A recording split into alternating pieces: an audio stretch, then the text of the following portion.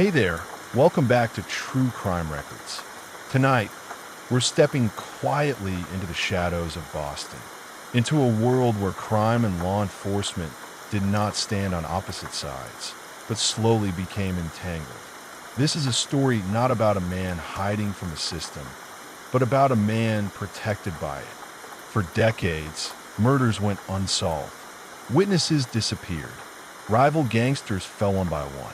And at the center of it all stood a man who was never supposed to survive that long. Stephen Flemmi, a feared mob enforcer, a trusted FBI informant, a killer who operated in plain sight, while the people meant to stop him looked the other way. Tonight's story is not fast. It is quiet, and it unfolds slowly through favors, silence, and secrets exchanged in dark rooms. Before we begin, take a moment to tell me where you're listening from tonight.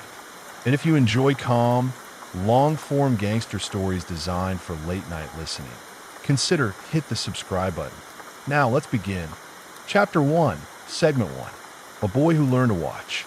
Long before Stephen Flemmi became a name whispered in courtrooms and congressional hearings, he was simply a boy growing up in South Boston, a neighborhood where loyalty mattered more than law and reputation was currency.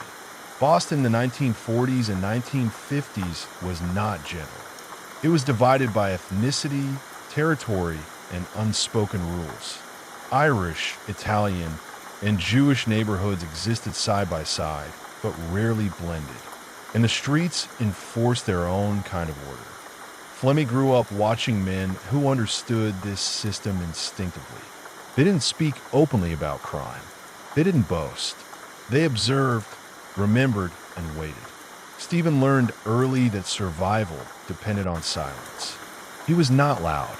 He was not impulsive. He listened far more than he spoke. Those who later tried to understand him would describe the same trait again and again, an ability to stay calm, even when violence was near. By his teenage years, Flemmi had already begun drifting toward the margins of legitimacy. Small jobs, petit crime, connections that mattered more than education ever could. Boston's underworld did not recruit with invitations. It noticed who stayed quiet, who didn't panic, who could be trusted to keep secrets. Stephen Flemmi fit that profile perfectly. By the time he reached adulthood, he was no longer just present in criminal circles. He was useful, and usefulness in the underworld is what keeps you alive. The Winter Hill Gang was beginning to consolidate power in Boston during this period. Loose at first, disorganized, but ambitious, they needed people who could enforce order without attracting attention. Flemmi stepped into that role naturally, not with flamboyance, not with threats, but with efficiency. Those who crossed Winter Hill began to disappear quietly. And over time, a reputation formed, not one built on fear alone, but on certainty. If Stephen Flemmi was involved, things ended. Yet even as his criminal identity solidified, another path was opening, one far more dangerous and far more protected. Because while Flemmi was learning how to operate within the mob, federal agents were quietly learning something else. That criminals like him could be more valuable alive than behind bars. And that decision, made in offices far from the streets, would shape everything that followed. Chapter 1, Segment 2, Becoming the Rifleman. By the late 1960s, Stephen Flemmi was no longer drifting on the edges of Boston's underworld. He was inside it. Winter Hill was evolving from a loose neighborhood crew into something sharper and more deliberate. Power was no longer about who shouted the loudest or drank the hardest. It belonged to those who could act without hesitation and disappear afterward. Flemmi proved early that he could do both. Those around him began to notice a particular quality, not aggression, but control. He didn't rush. He didn't threaten. When violence came, it arrived without drama and ended without spectacle. That was how he earned his nickname, the Rifleman, not because he flaunted weapons, but because when a job required precision, Flemmi was trusted to handle it. He was methodical, detached, calm even when others lost control. Murders tied to Winter Hill during this period often lacked witnesses. Scenes were clean. Timelines were confusing. By the time police arrived, the trail had already gone cold. Flemmi understood something many criminals never learn. Noise attracts attention. Silence attracts longevity. As his reputation grew, so did his proximity to the gang's leadership. He became an enforcer not just of violence, but of discipline. He enforced internal order, handled disputes, and ensured loyalty through quiet certainty rather than fear. Those who worked with him later said the same thing. He didn't enjoy killing. He didn't avoid it either. It was simply work. At the same time, Boston itself was changing. Federal authorities were under increasing pressure to dismantle organized crime. National attention was turning toward the mafia, corruption, and interstate racketeering. The FBI needed intelligence, not rumors, not informants who talked too much. They needed insiders. And Stephen Flemmi caught their attention for the same reasons the mob trusted him. He was controlled. He was observant. He survived. Somewhere during this rise, quietly, without ceremony, Flemmi began cooperating with federal agents. There was no dramatic recruitment scene, no handshakes in dark alleys, just conversations, carefully managed, carefully documented. At first, the relationship seemed transactional. Flemmi provided information about rival gangs, criminal activity, and internal disputes.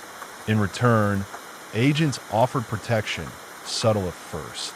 A delayed arrest, a charge quietly dropped, a warning passed along before a raid. This arrangement was not unusual in theory. The FBI had long relied on informants inside criminal organizations. The idea was simple: let criminals destroy each other, pick up the pieces later. But what began as a tool would soon become something else entirely. Because as Flemmi continued to deliver valuable intelligence, the balance shifted. Agents began to see him not as a criminal asset, but as an indispensable one. And indispensable assets are rarely sacrificed. As the years passed, Flemmi's criminal activities did not slow. They expanded. Murders increased. Extortion networks deepened. Rivals vanished, yet he remained untouched. Police investigations stalled. Witnesses were discredited. Evidence went missing. Flemmi learned quickly what this protection meant. He could operate with confidence. He could eliminate threats knowing warnings would arrive in time. He could shape the underworld knowing law enforcement pressure would land elsewhere. The line between informant and operator blurred, and somewhere in that blur, the original justification, stopping organized crime, was quietly abandoned. Because Stephen Flemmi was no longer helping dismantle the mob. He was helping control it. And the people who were supposed to stop him were now invested in his survival. By the time anyone inside law enforcement questioned the arrangement, too much had already been buried. Bodies, cases, careers. Flemmi had become something rare and dangerous. A criminal who understood not just the streets, but the system. And he knew exactly how far its protection extended. Chapter 1, Segment 3. Protection becomes permission. By the early 1970s, Stephen Flemmi understood something most criminals never fully grasp. Protection was not just about avoiding arrest. It was about timing, information, and trust. The relationship between Flemmi and his FBI handlers had matured into something deeply unbalanced. What began as selective cooperation had evolved into dependence, not on Flemmi's part, but on the Bureau's. He was delivering intelligence that agents believed they could not afford to lose. Names, movements, plans whispered inside, rooms the FBI could never enter on its own. And each time Flemmi proved useful, the cost of holding him accountable increased. Agents did not openly tell him he was untouchable. They didn't need to. The signals were enough. A warning phone call before a raid. A tip that a witness was talking. An investigation quietly redirected toward someone else. Flemmi watched these patterns closely. He remembered everything. Over time, he began to test the limits. A rival eliminati. No consequences. Another body. Still nothing. Charges that should have stuck were reduced or dismissed. Police who pushed too hard found their cases undermined by missing evidence or unreliable informants. Flemmi learned when to stay visible and when to disappear. He learned which crimes attracted attention and which disappeared into paperwork. Most importantly, he learned that his value to the FBI grew when the underworld believed he was unstoppable. Fear made him effective. Effectiveness made him valuable. And value created immunity. Within Winter Hill, Flemmi's status solidified. He was no longer just an enforcer. He was a strategist, a stabilizing force, someone whose survival benefited everyone in power, including law enforcement. This alignment of interests created a dangerous illusion. That order was being maintained. In reality, violence was simply being curated. Flemmi was allowed to remove rivals who interfered with FBI objectives. He was permitted to expand influence as long as the information kept flowing. And when his crimes intersected with federal priorities, they were reframed as necessary evils. Files were compartmentalized. Incidents were treated as isolated. Connections were deliberately ignored. Inside the Bureau, some agents began to sense discomfort, but questioning the arrangement meant questioning results. The results looked good on paper. Arrests were being made, just not of the most dangerous people. Statistics improved. Budgets were justified. Meanwhile, the human cost accumulated quietly. Families of victims never knew why cases stalled. Witnesses who tried to cooperate found themselves discredited or frightened into silence. Local police grew frustrated, unable to understand how certain criminals always seemed one step ahead. Stephen Flemmi understood exactly why. He had access not just to criminal intelligence, but to law enforcement strategy. He knew where attention would land before it arrived. He knew when pressure would ease. He knew who would be protected and who would be offered up. This knowledge changed how he operated. He became more deliberate, more selective, more confident. Mistakes became rare because the consequences had been removed. And with that safety came something darker. Detachment. Killing no longer carried risk. Extortion no longer carried urgency. Fear was something other people experienced. For Flemmi, life became procedural. Meetings, information exchanges, quiet removals, all under the assumption that the system itself had decided he was necessary. But systems built on compromise rot from the inside. Every exception weakens the rule. Every justification expands the boundary. And while Flemmi thrived, the foundation beneath him was beginning to crack. New agents entered the Bureau. New priorities emerged. And whispers began to circulate about informants who were doing far more harm than good. The question was no longer whether Flemmi was dangerous. That was obvious. The question was whether the FBI had lost control of the very tool it believed it was using. And once that question enters the room, protection becomes liability. Stephen Flemmi had spent years operating above the law, but gravity always returns. And when it did, it would not come quietly. It would expose not just a gangster, but an institution willing to trade justice for convenience. Chapter 2, Segment 1. A system built on silence. By the mid-1970s, the arrangement surrounding Stephen Flemmi was no longer informal or accidental. It was structural. Inside the FBI, informants had always been considered necessary evils. The Bureau believed that to penetrate organized crime, it had to tolerate morally compromised sources. Deals were made quietly. Lines were blurred cautiously. The assumption was always that control remained with law enforcement. But in Boston, that assumption was eroding. Flemmi was no longer just feeding information. He was shaping outcomes. Agents assigned to organized crime units began building their strategies around him. His intelligence influenced which gangs were targeted, which investigations were prioritized, and which names were allowed to fade from focus. Over time, entire enforcement decisions depended on what Flemmi chose to reveal and what he chose to withhold. That dependency changed the balance of power. Instead of informants fearing exposure, agents feared losing access. And once fear enters an institution, silence follows. Reports were sanitized. Internal concerns were softened. Questionable decisions were reframed as tactical necessities. When local police raised alarms about stalled cases or compromised raids, federal supervisors often intervened, not to correct the problem, but to contain it. Jurisdictional boundaries became shields. Information was restricted. Accountability fragmented. The result was an ecosystem where misconduct could exist without detection. Flemmi understood this environment instinctively. He knew which agents would protect him, he knew which supervisors valued statistics over scrutiny. He knew which crimes could be disguised as inter-gang violence and quietly ignored. Most importantly, he knew that the FBI's reputation depended on secrecy.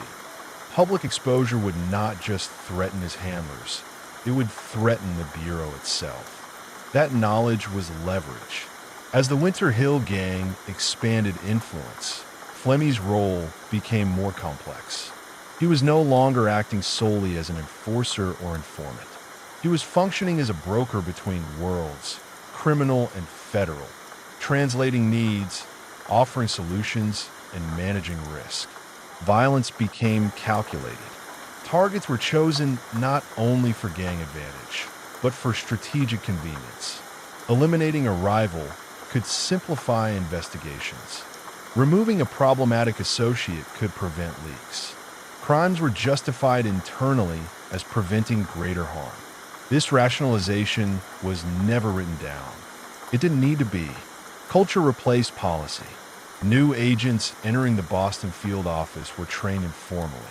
They learned which names not to pursue, which files required approval before action, which informants were considered protected assets. Stephen Flemmi's name was spoken carefully, if at all, outside the Bureau. The effects were visible but unexplained. Witnesses recanted unexpectedly. Grand juries stalled. Defendants walked despite strong evidence. Families of victims sensed something was wrong, but could never identify where the obstruction lived. The system appeared intact from the outside. Inside, it was compartmentalized beyond recognition. Flemmi thrived in this fragmentation. He compartmentalized his own life with precision. Publicly, he maintained a low profile. Privately, he accumulated wealth, influence, and security. He avoided unnecessary attention. He delegated violence when possible. He planned for contingencies. He understood that protection lasted only as long as usefulness. So he ensured he remained indispensable. Information was released strategically. Some leads were delayed. Others were delivered at moments that maximized perceived value. Agents came to rely on his timing as much as his intelligence. This created a quiet dependency loop. The FBI needed Flemmi to justify its success. Flemmi needed the FBI to ensure his survival. And neither side wanted to disrupt the arrangement. But history has a way of testing closed systems. Outside Boston, federal law enforcement was evolving. New oversight mechanisms were emerging. Congressional scrutiny increased. Whistleblowers began to surface in unrelated divisions. The culture of unquestioned informant protection was slowly being challenged. Not directly, not loudly, but persistently. Paper trails grew longer. Internal memos became more cautious. Agents were rotated more frequently. Each small change introduced instability. Flemmi noticed it. He felt the environment tightening, not around him, but around his handlers. The people who once provided certainty began offering reassurance instead. The tone shifted. The warnings became less precise. For the first time in years, uncertainty entered the equation. And uncertainty is dangerous, especially for men who have lived without consequences. Stephen Flemmi had built his life inside the gaps of the justice system. But gaps close, and when they do, they don't just trap criminals. They expose everyone who helped keep them open. Chapter 2, Segment 2, Protection Without Limits. By the late 1970s and early 1980s, the protection surrounding Stephen Flemmi had hardened into something unmistakable. It was no longer passive. It was active. Inside federal files, Flemmi appeared repeatedly, not as a suspect, but as a confidential source. His name was flagged with warnings. Redactions followed his involvement like shadows. Cases that brushed too close to him were quietly redirected or dissolved. This did not happen because every agent believed in his innocence. It happened because challenging the arrangement carried consequences. Agents who questioned Flemmi's immunity found themselves isolated. Assignments changed. Promotions stalled. Careers drifted sideways. No threats were ever made explicitly. None were necessary. The message was communicated through outcomes. Silence was safer. At the same time, Flemmi's criminal activities intensified. Murders attributed to the Winter Hill Gang continued to accumulate. Executions carried out with efficiency and planning. Bodies disappeared. Witnesses vanished. Stories ended abruptly. Yet Flemmi remained untouched. Even when evidence surfaced linking him directly to killings, it rarely progressed beyond preliminary review. Warrants were delayed. Interviews postponed. Jurisdictional confusion was cited. Files were closed with vague explanations. The shield held. Flemmi understood that his immunity was not written in law, but in practice. It existed in conversations, decisions, and omissions that made it fragile, but also difficult to dismantle. To protect it, he became increasingly careful. He avoided public displays of power. He stayed out of the spotlight. He cultivated the image of a cooperative, reliable source, calm, precise, and seemingly controlled.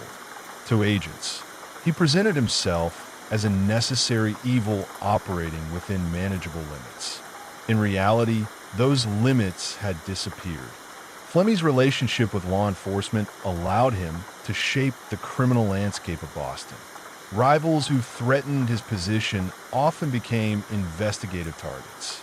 Associates who fell out of favor found themselves exposed.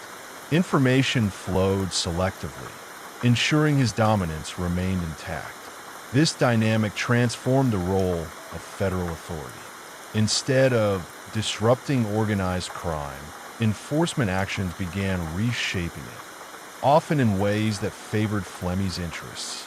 The Bureau became an unwitting tool in underworld power struggles, and sometimes not unwitting at all. Certain agents understood precisely what was happening. They rationalized it as pragmatism.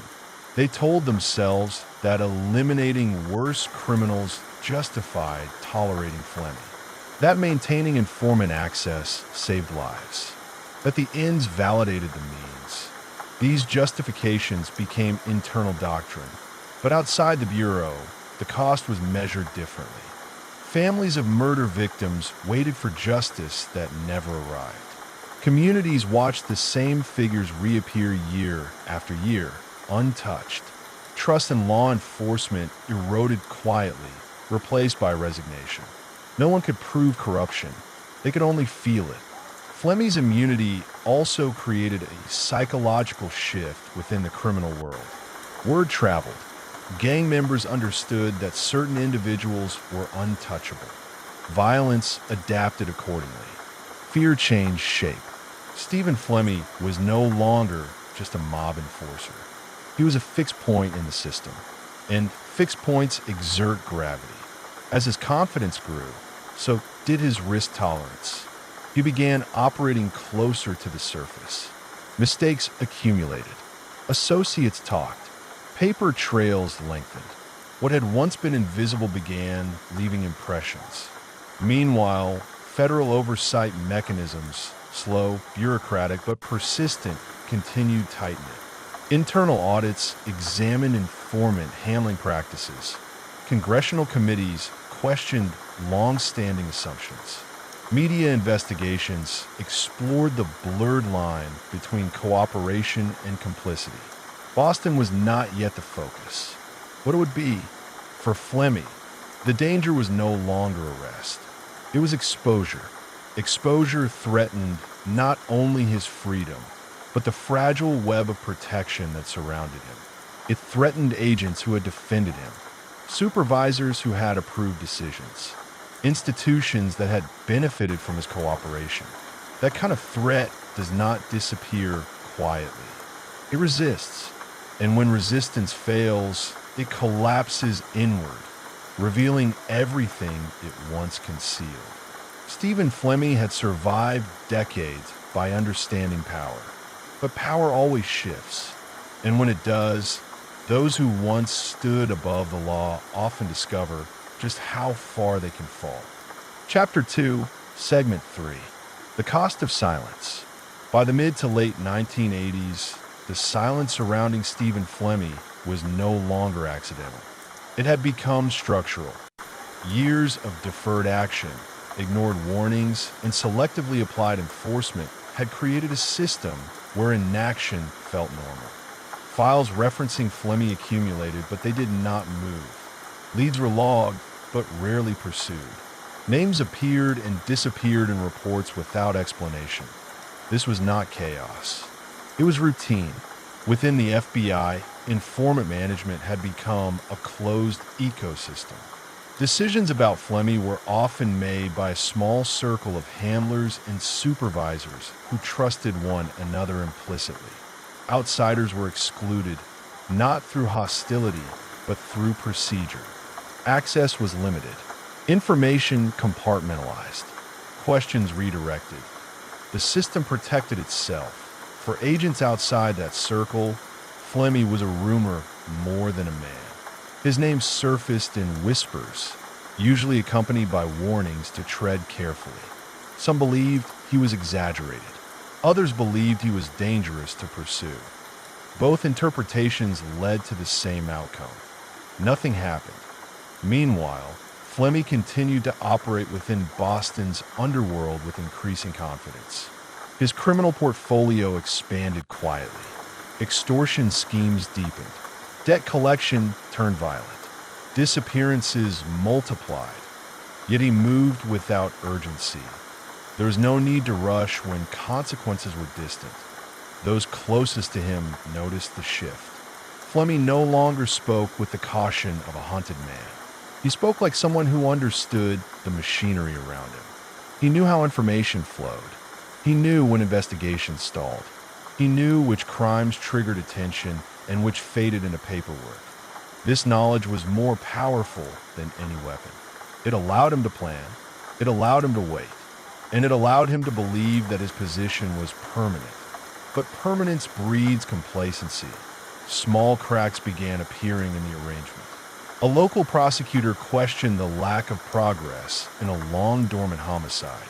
A new agent, unfamiliar with the unwritten rules, pushed a case further than expected. Journalists began tracing patterns that were difficult to ignore. Individually, these developments seemed minor. Together, they formed pressure.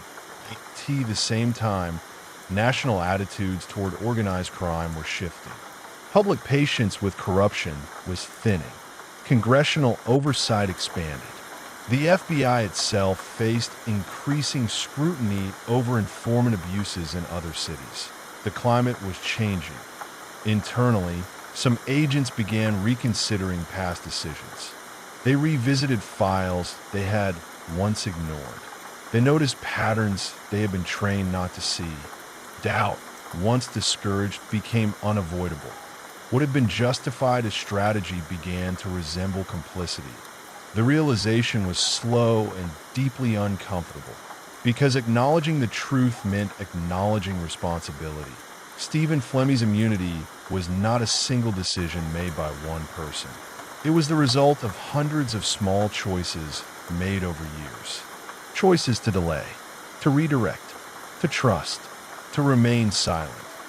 Each choice felt insignificant at the time. Together, they created a shield strong enough to protect a murderer. For victims' families, the consequences were permanent. Loved ones never returned. Answers never came. Justice remained abstract, something discussed but never delivered. For communities, the damage was corrosive. Faith in institutions weakened quietly. People stopped expecting accountability. Cynicism replaced trust. And for the FBI, the cost was existential. An organization built on law enforcement had allowed the law to bend around a single man. Not because it failed, but because it succeeded too well at protecting its own methods. By the time the full scope of Flemmi's protection began to surface, reversing it would be impossible without exposing everything beneath it. The crimes, the agreements, the silence. Stephen Flemmi had operated for decades, not just as a criminal, but as a test of how far a system could drift from its principles without collapsing. That collapse was coming, slowly, reluctantly, and with consequences that would extend far beyond Boston. When the truth finally emerged, it would not be a single revelation. It would be an unraveling. And once unraveling begins, nothing stays hidden for long. Chapter 3, Segment 1, The Informant System. To understand how Stephen Flemmi remained untouched for so long, it is necessary to understand the system that surrounded him. Not the streets, not the gang, but the machinery of informants. The FBI's use of confidential informants had always lived in a moral gray zone. The theory was simple. To dismantle criminal organizations, law enforcement needed insiders. People who understood the structure, the personalities, the weaknesses. People who could speak the language of crime fluently enough to translate it for the state. But in practice, the system relied on trust. And trust, when mixed with power, often drifts into dependency. Stephen Flemmi was not a low-level source. He was not someone providing tips in exchange for leniency on minor charges. He was classified as a top echelon informant, the highest tier in the FBI's hierarchy. That designation brought privileges most people never knew existed. His handlers met with him privately. His reports were summarized, not shared in full. His value was constantly emphasized in internal memos. Each piece of information he provided was framed as proof that protecting him was justified, even when his intelligence became repetitive, even when it came too late, even when it clearly served his own interests. Flemmi understood this system instinctively. He did not overwhelm agents with information. He gave just enough. He focused on rivals, not allies. He shaped narratives carefully, steering law enforcement attention away from operations that benefited him and toward targets that weakened his enemies. In doing so, he became more than an informant. He became a gatekeeper. Entire investigations passed through him. Agents unknowingly relied on his version of reality to make strategic decisions. And when reality contradicted his statements, the discrepancy was often blamed on flawed intelligence rather than deliberate manipulation. This dynamic created an imbalance. The FBI needed Flemmi more than Flemmi needed the FBI. His handlers, many of whom had built careers around high-profile informants, were deeply invested in maintaining that relationship. Success was measured not in arrests, but in access. Losing Flemmi meant losing insight into Boston's underworld, or so they believed. As a result, boundaries eroded. When Flemmi was implicated in violence, it was dismissed as rumor. When witnesses contradicted him, their credibility was questioned. When prosecutors raised concerns, they were told the information was classified or incomplete. The system closed ranks. Over time, Flemmi's informant status became a shield rather than a tool. Crimes that would have triggered immediate arrest for others were quietly set aside. Files were marked sensitive. Evidence was fragmented across jurisdictions, ensuring no single office saw the full picture. This fragmentation was not accidental.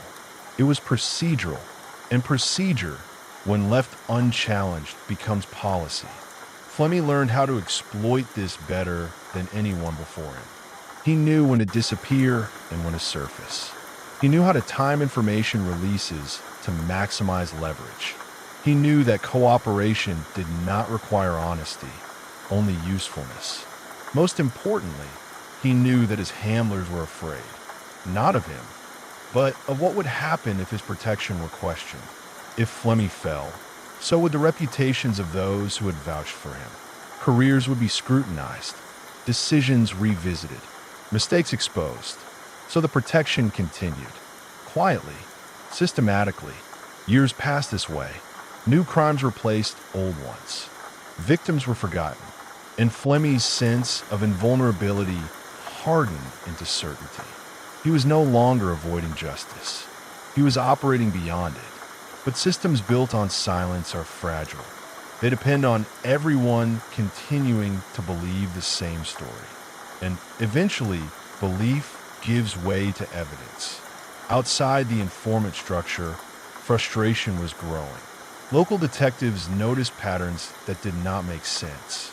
Federal prosecutors began pushing back against sealed files and unexplained immunity. Journalists followed trails that official channels refused to acknowledge. Pressure began to build from directions the system could not control. And once that pressure reached a critical point, the protections that had seemed absolute began to feel temporary. Stephen Flemmi had survived because he understood how the system worked. What he underestimated was how it would react when forced to confront itself. Chapter 3, Segment 2, Crimes in Plain Sight. By the late 1970s and into the 1980s, Stephen Flemmi was no longer just a participant in Boston's criminal world.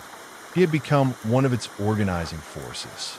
His partnership with James Whitey Bulger solidified into something more than convenience. It was a strategic alliance built on shared silence, shared intelligence, and a mutual understanding that power did not need to be visible to be absolute. Together, they controlled the Winter Hill Gang with an efficiency that surprised even seasoned law enforcement. There were no public turf wars. No reglas displace. Violence, when it happened, was precise and contained. Targets were chosen carefully. Messages were delivered without spectacle. Flemmi's role in this structure was exacting. He was the enforcer, but not in the way movies depict. He did not seek chaos. He sought finality. Those who became liabilities were removed quietly, often without warning. Associates would vanish, and the streets would adjust as if nothing had happened. What made this period extraordinary was not the scale of the crimes. Extortion, loan sharking, drug trafficking, murder, but the absence of consequences. Local police suspected Flemmi repeatedly. His name surfaced in informant tips, wiretap chatter, and witness statements. Yet every time an investigation moved too close, it stalled. Evidence went missing. Jurisdictional conflicts emerged. Prosecutors were advised that certain individuals were off limits due to ongoing federal operations.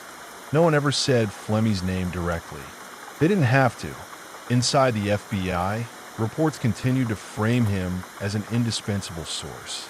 His handlers documented meetings in neutral language, describing intelligence that often arrived after the fact.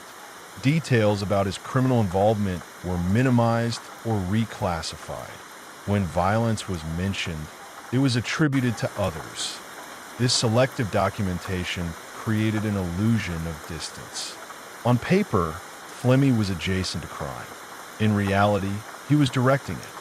Victims' families began to notice patterns that no official explanation could address.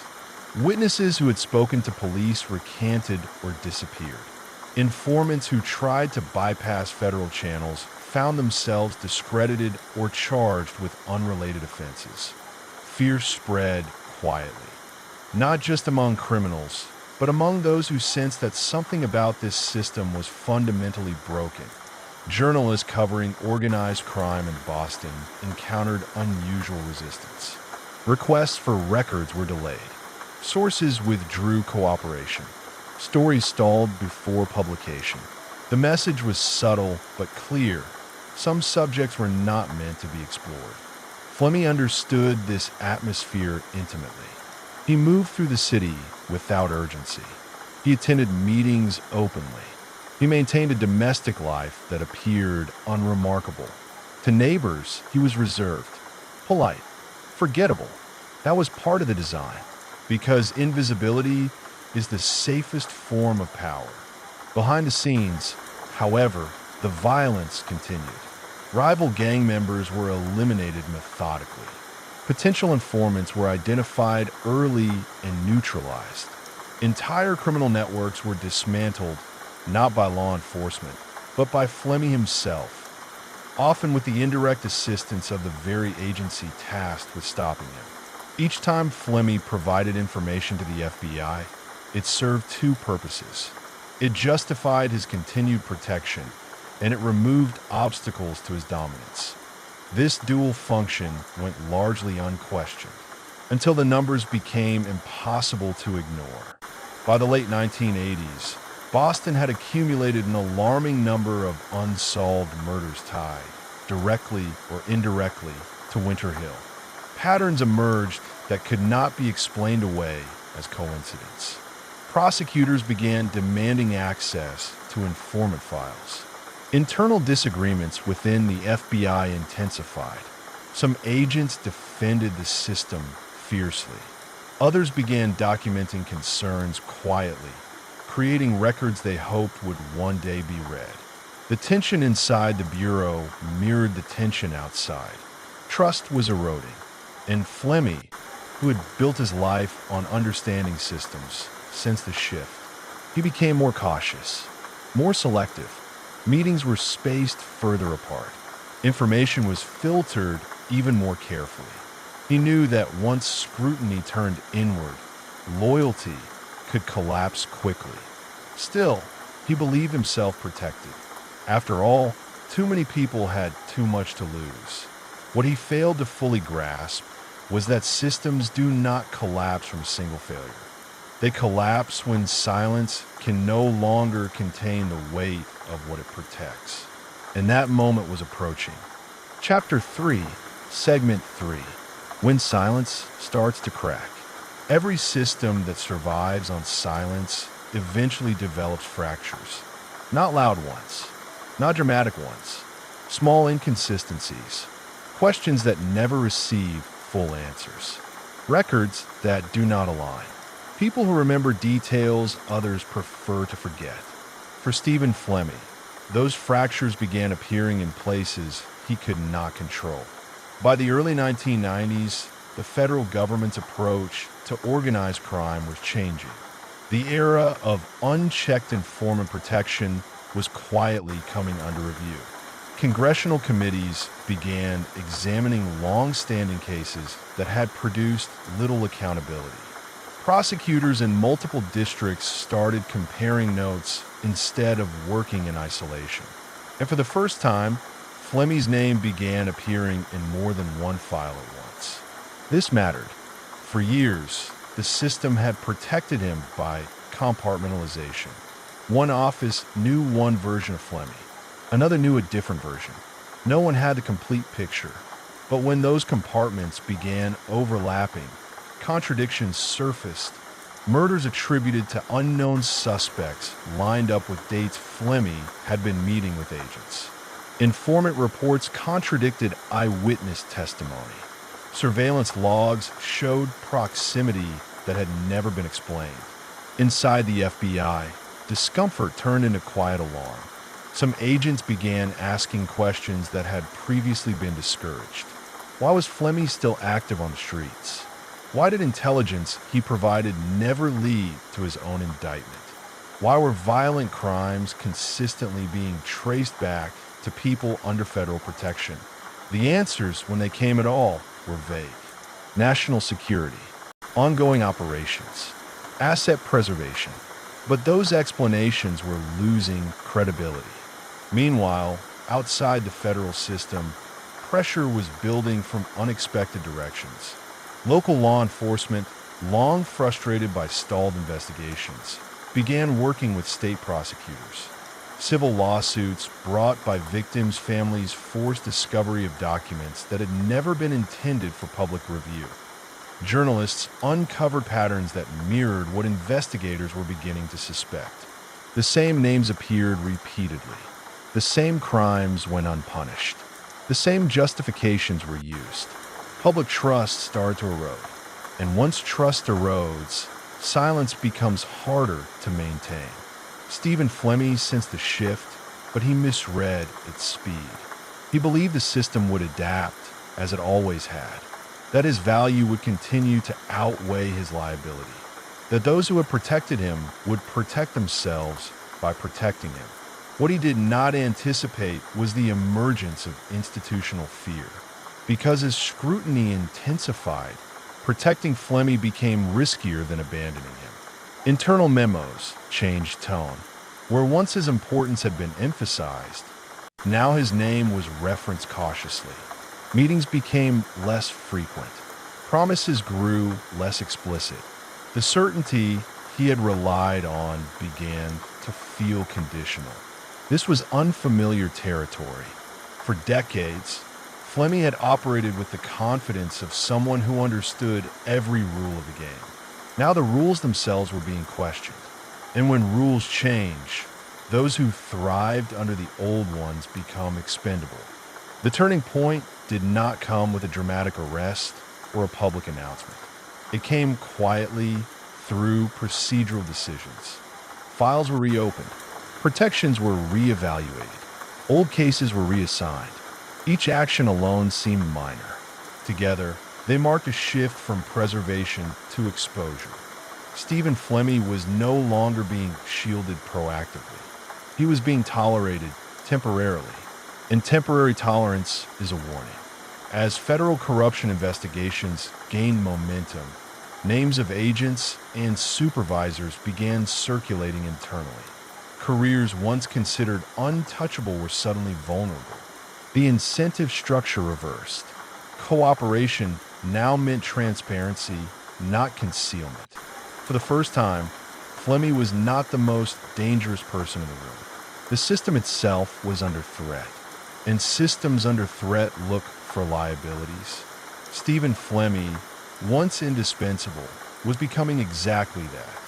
He had built his life on understanding leverage, on knowing when to speak and when to remain silent, on trusting that the balance of power would always tilt in his favor.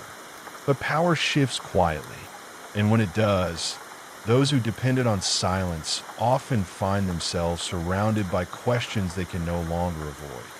Chapter 4, Segment 1. Exposure.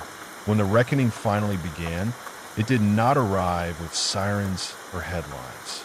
It arrived through paperwork, subpoenas, depositions, requests for files that had been sealed for decades. The first real threat to Stephen Flemmi did not come from a rival gang or a disgruntled associate. It came from the slow, methodical process of institutional review, the kind that does not care about reputation, loyalty, or fear. Federal prosecutors, now armed with years of unresolved questions, began pulling threads that had long been considered untouchable. They demanded full access to informant records, They compared testimony across jurisdictions. They reconstructed timelines that had been deliberately fragmented. And what emerged was not a single mistake, but a pattern of protection, a pattern of omission, a pattern that pointed not only to Flemmi's crimes, but to the system that had allowed them to continue. Stephen Flemmi had always believed that exposure would destroy everyone equally, that if he fell, the people who had shielded him would fall with him. For a long time, that belief was accurate, but systems under pressure adapt.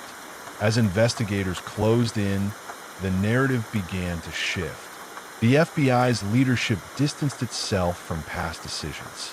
Responsibility was reframed as the actions of a few individuals rather than institutional failure. Policies were cited, procedures were emphasized. The protection that had once felt permanent became conditional. Stephen Flemmi was no longer a protected asset. He was becoming evidence. In 1995, the illusion finally broke. Flemmi was arrested and charged with multiple counts related to racketeering and murder. The arrest was not sudden. It was delayed, deliberate, and heavily calculated. Prosecutors waited until they were certain that no procedural loophole could undo their case. For the first time in his adult life, Flemmi faced the criminal justice system without insulation. Court documents painted a stark picture, not of a misunderstood informant, but of a man who had used his status to commit violent crimes with impunity. Witnesses described executions carried out without hesitation. Financial records revealed long-running extortion schemes. Testimony detailed how rivals were eliminated under the assumption that law enforcement would never intervene. Flemmi listened quietly. He did not deny the structure of the accusations. He did not express outrage. Instead, he focused on the implication beneath them. The system had turned. Behind the scenes, agents who had once defended him began cooperating with investigators. Some admitted to bending rules. Others claimed they had been misled. A few invoked memory lapses. Careers that had flourished in the shadow of informant success now faced public scrutiny. The narrative fractured. For Flemmi, the most unsettling realization was not that he had been arrested. It was that the rules he had mastered no longer applied. The courtroom was not the streets, and it was not the FBI's back channels. Here, silence was not power. Evidence was. As proceedings continued, details emerged that shocked even seasoned observers. Murder victims whose families had waited decades for answers were suddenly named in court. Files that had been classified for years were unsealed. The language of national security and ongoing investigations gave way to something far more uncomfortable. Accountability. Stephen Flemmi had built his life on leverage, on the assumption that information could always be traded for protection. That cooperation guaranteed survival. But now, cooperation meant confession, and confession meant exposure. He faced the reality that the very system he had manipulated was now reconstructing itself, not around him, but against him.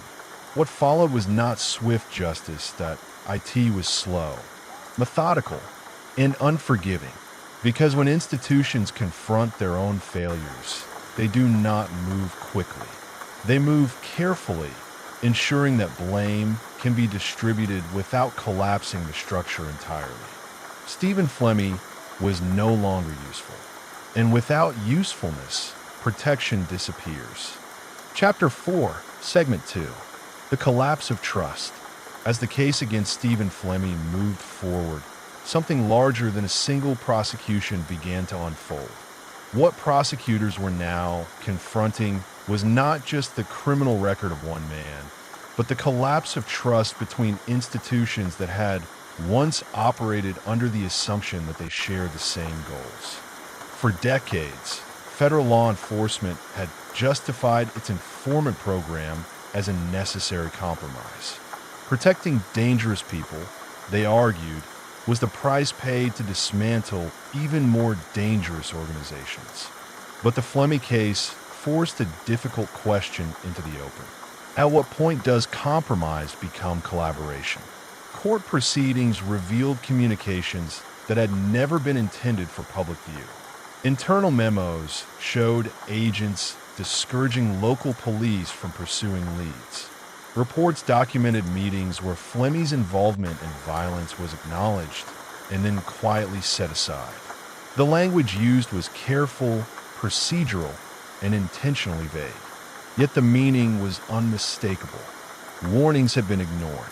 Lines had been crossed. The FBI found itself in an unfamiliar position, no longer the investigator, but the subject of investigation. Congressional hearings were convened. Oversight committees demanded explanations. Media outlets began tracing the informant system itself, rather than the criminals it was meant to control. Public confidence began to erode rapidly. For communities in Boston, this erosion was deeply personal. Families who had lost loved ones to unsolved murders learned that suspects had been known for years. Witnesses who had been dismissed now realized their testimony had never truly been evaluated. The idea that justice had been delayed gave way to the realization that it had been deliberately obstructed. Stephen Flemmi, watching this from custody, understood the shift better than most.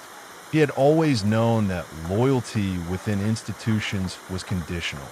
What surprised him was how quickly that loyalty dissolved once exposure became inevitable.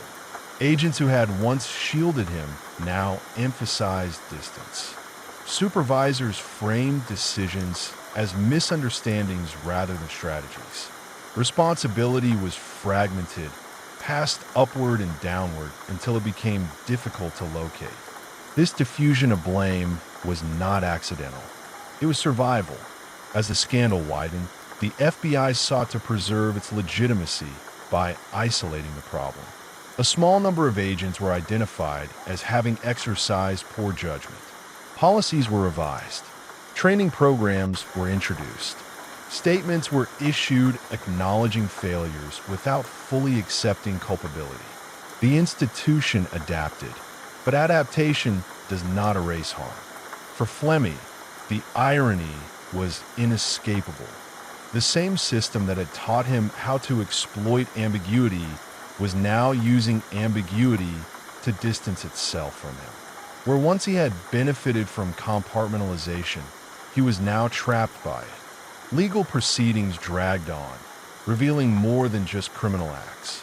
They exposed a culture where results were prioritized over ethics, where informants were measured by productivity rather than consequence, where silence was mistaken for control. Judges reviewing the case expressed open frustration. Evidence that should have been disclosed had been withheld. Testimony had been shaped by incomplete records.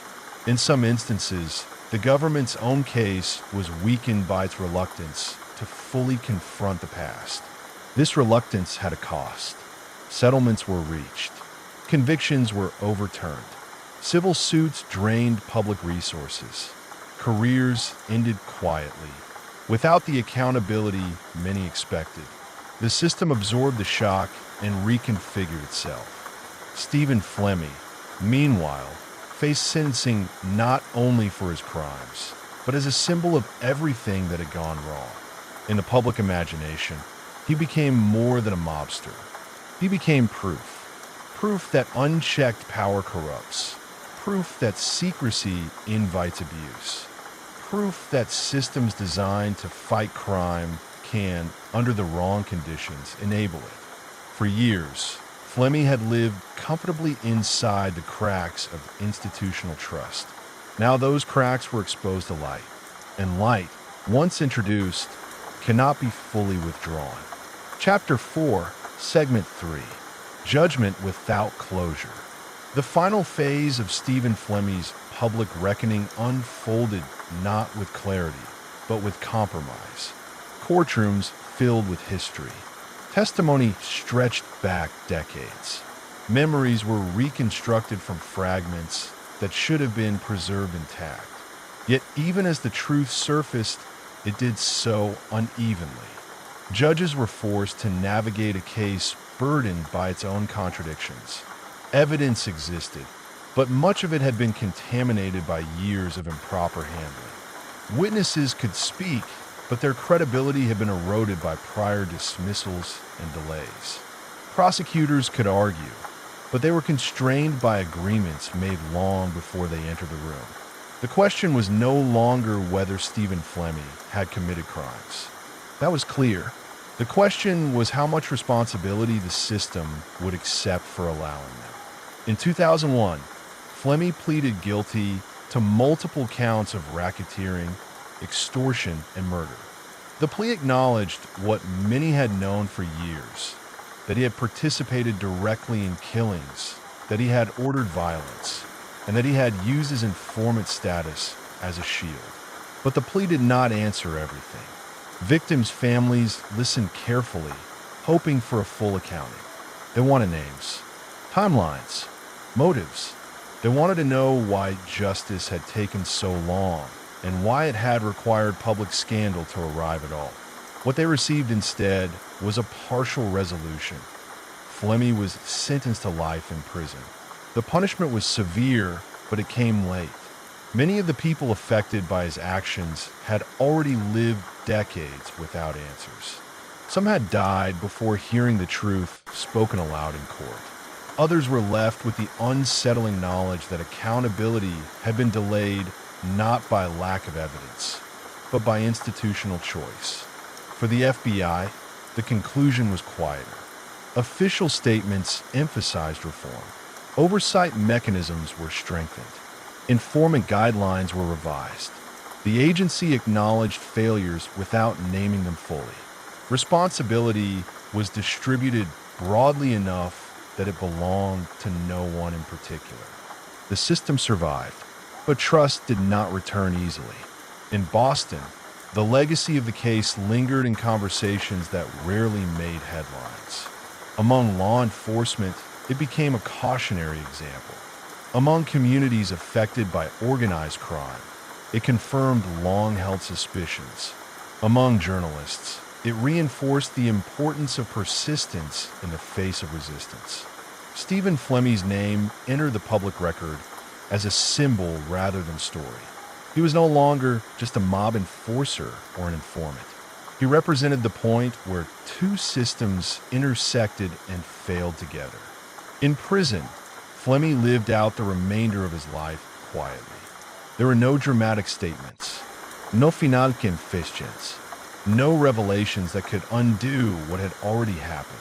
His power, once rooted in secrecy and leverage, had evaporated. What remained was the aftermath. Cases reopened, policies scrutinized, trust reassessed. The Flemmi scandal did not end organized crime in Boston. It did not eliminate corruption within institutions, but it changed how those systems were discussed, examined, and challenged. It forced a reckoning with uncomfortable truths. That cooperation without accountability is dangerous. That secrecy without oversight invites abuse. That justice delayed by design is justice denied. Stephen Flemmi had built his life on understanding how systems worked. He had thrived by exploiting their blind spots and fears. In the end, he was undone not by a single mistake, but by the cumulative weight of what those systems could no longer hide. The story does not end with satisfaction. It ends with awareness. And awareness, once gained, has a way of reshaping what comes next. Chapter 5, Segment 1. The system rebuilds itself. After Stephen Flemmi's conviction, the public narrative suggested closure. A dangerous criminal had been removed. A scandal had been exposed. Reforms had been announced. From a distance, it looked like an ending. But for the institutions involved, it was only a transition. The federal government does not pause after a failure. It recalibrates that in the years following the Flemmi and Bulger revelations. Internal reviews spread quietly, through law enforcement agencies across the country. Informant files were audited. Handling procedures were rewritten. Oversight layers were added, not out of idealism, but necessity, because what had happened in Boston was no longer defensible as an anomaly. It was a warning. Senior officials understood that the greatest threat was not another Stephen Flemmi. It was the erosion of legitimacy. When the public begins to believe that law enforcement operates by separate rules, cooperation collapses. Witnesses stop talking. Communities disengage. Crime becomes harder to investigate, not easier. Trust, once lost, is expensive to rebuild. New policies emphasize documentation over discretion. Informant meetings required multiple approvals. Immunity agreements were narrowed and time-limited. Cross-agency transparency became mandatory rather than optional. On paper, the system was stronger, but paper does not erase memory. Agents who had worked during the era of unchecked informant power carried quiet unease. Some believed the pendulum had swung too far toward restriction, limiting investigative effectiveness. Others believed it had not swung far enough. The truth existed somewhere in between. The Flemmi case became a reference point in training sessions and ethics seminars. New agents studied it as a case study in unintended consequences. They learned how good intentions can decay into complacency, how success metrics can distort judgment, how loyalty to process can eclipse loyalty to justice. Yet there were limits to introspection. Certain questions remained uncomfortable. Why warnings had been ignored for so long? Why internal dissent had been discouraged? Why careers had advanced alongside silence? These questions were rarely addressed directly. Institutions, like individuals, prefer lessons that do not threaten their identity. Outside federal walls, the impact unfolded differently. For families affected by Winter Hill violence, closure remained incomplete. Convictions did not resurrect loved ones. Apologies did not recover lost time. Civil settlements acknowledged harm, but could not restore trust. Some families chose to disengage entirely. Others became advocates, pushing for transparency laws and informant oversight. Their motivation was not revenge, but prevention. They understood something essential. Stephen Flemmi was not an isolated failure. He was the product of incentives, fears, and unchallenged authority. Journalists continued revisiting the case years later, uncovering details that had been overshadowed by larger headlines. Small decisions that had altered outcomes, missed opportunities, suppressed doubts. Each discovery reinforced the same conclusion. The scandal was not about 1M and IT, was about how systems behave when accountability is deferred. For organized crime itself, the aftermath was quieter. Power vacuums filled slowly. New figures emerged, less centralized, more cautious. The era of openly protected mob figures had ended, replaced by fragmented networks operating with greater paranoia. Law enforcement had regained some control, but at a cost. The Flemmi era left behind a residue of skepticism that did not dissipate easily. Every informant deal raised questions. Every sealed file invited suspicion. Transparency, once optional, became demanded. Stephen Flemmi faded into history as an individual. His legacy remained active in policy debates, in courtroom arguments, in the collective memory of institutions forced to confront their own blind spots. And in that sense, the story did not end with his imprisonment. IT continued in the quiet recalibration of power. Chapter 5, Segment 2, The Weight of Memory. Long after the headlines faded, the story of Stephen Flemmi continued to exist in a quieter space, in institutional memory, in unresolved questions, and in the subtle ways behavior changed without public acknowledgement. For those who had worked inside the system during Flemmi's years of protection, the aftermath was not dramatic.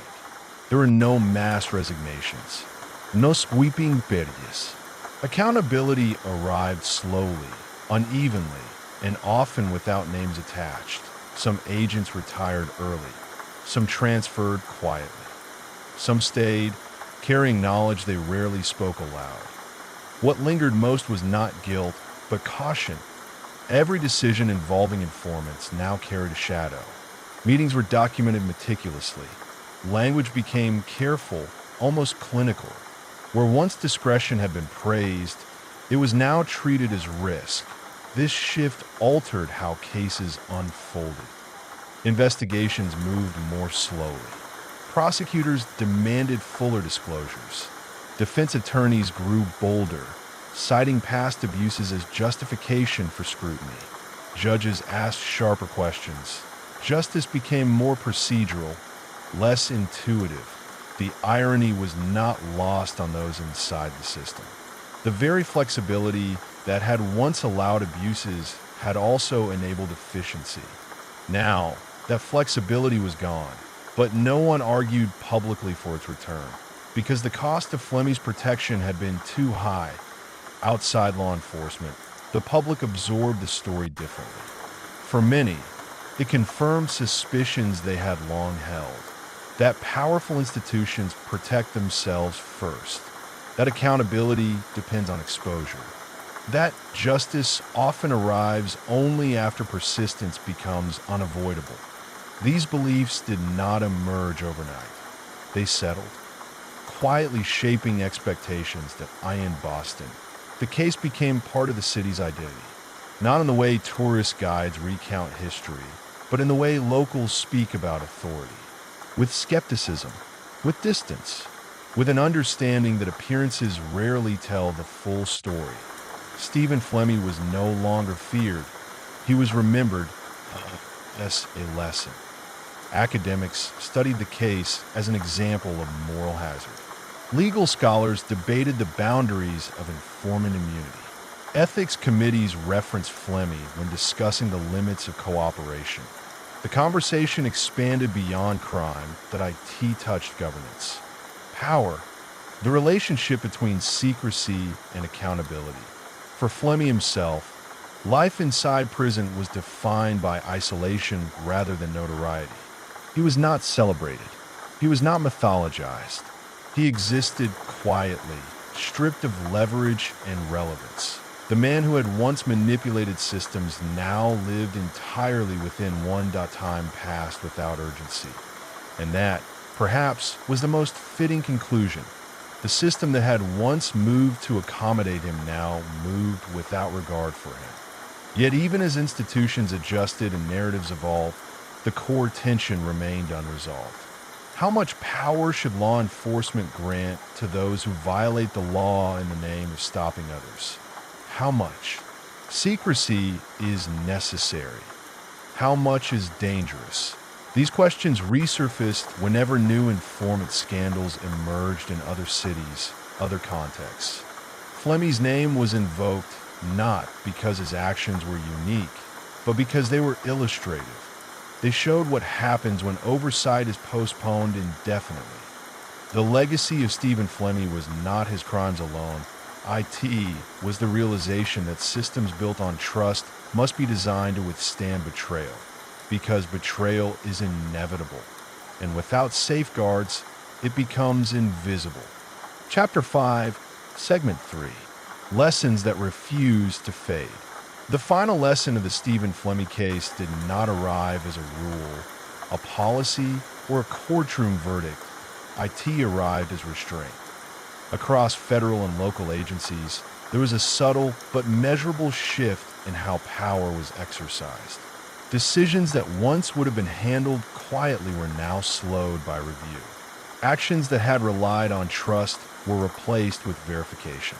Informants were still used, but they were no longer allowed to exist in the shadows without documentation, oversight, and expiration. This was not moral awakening to IT, was institutional memory asserting itself.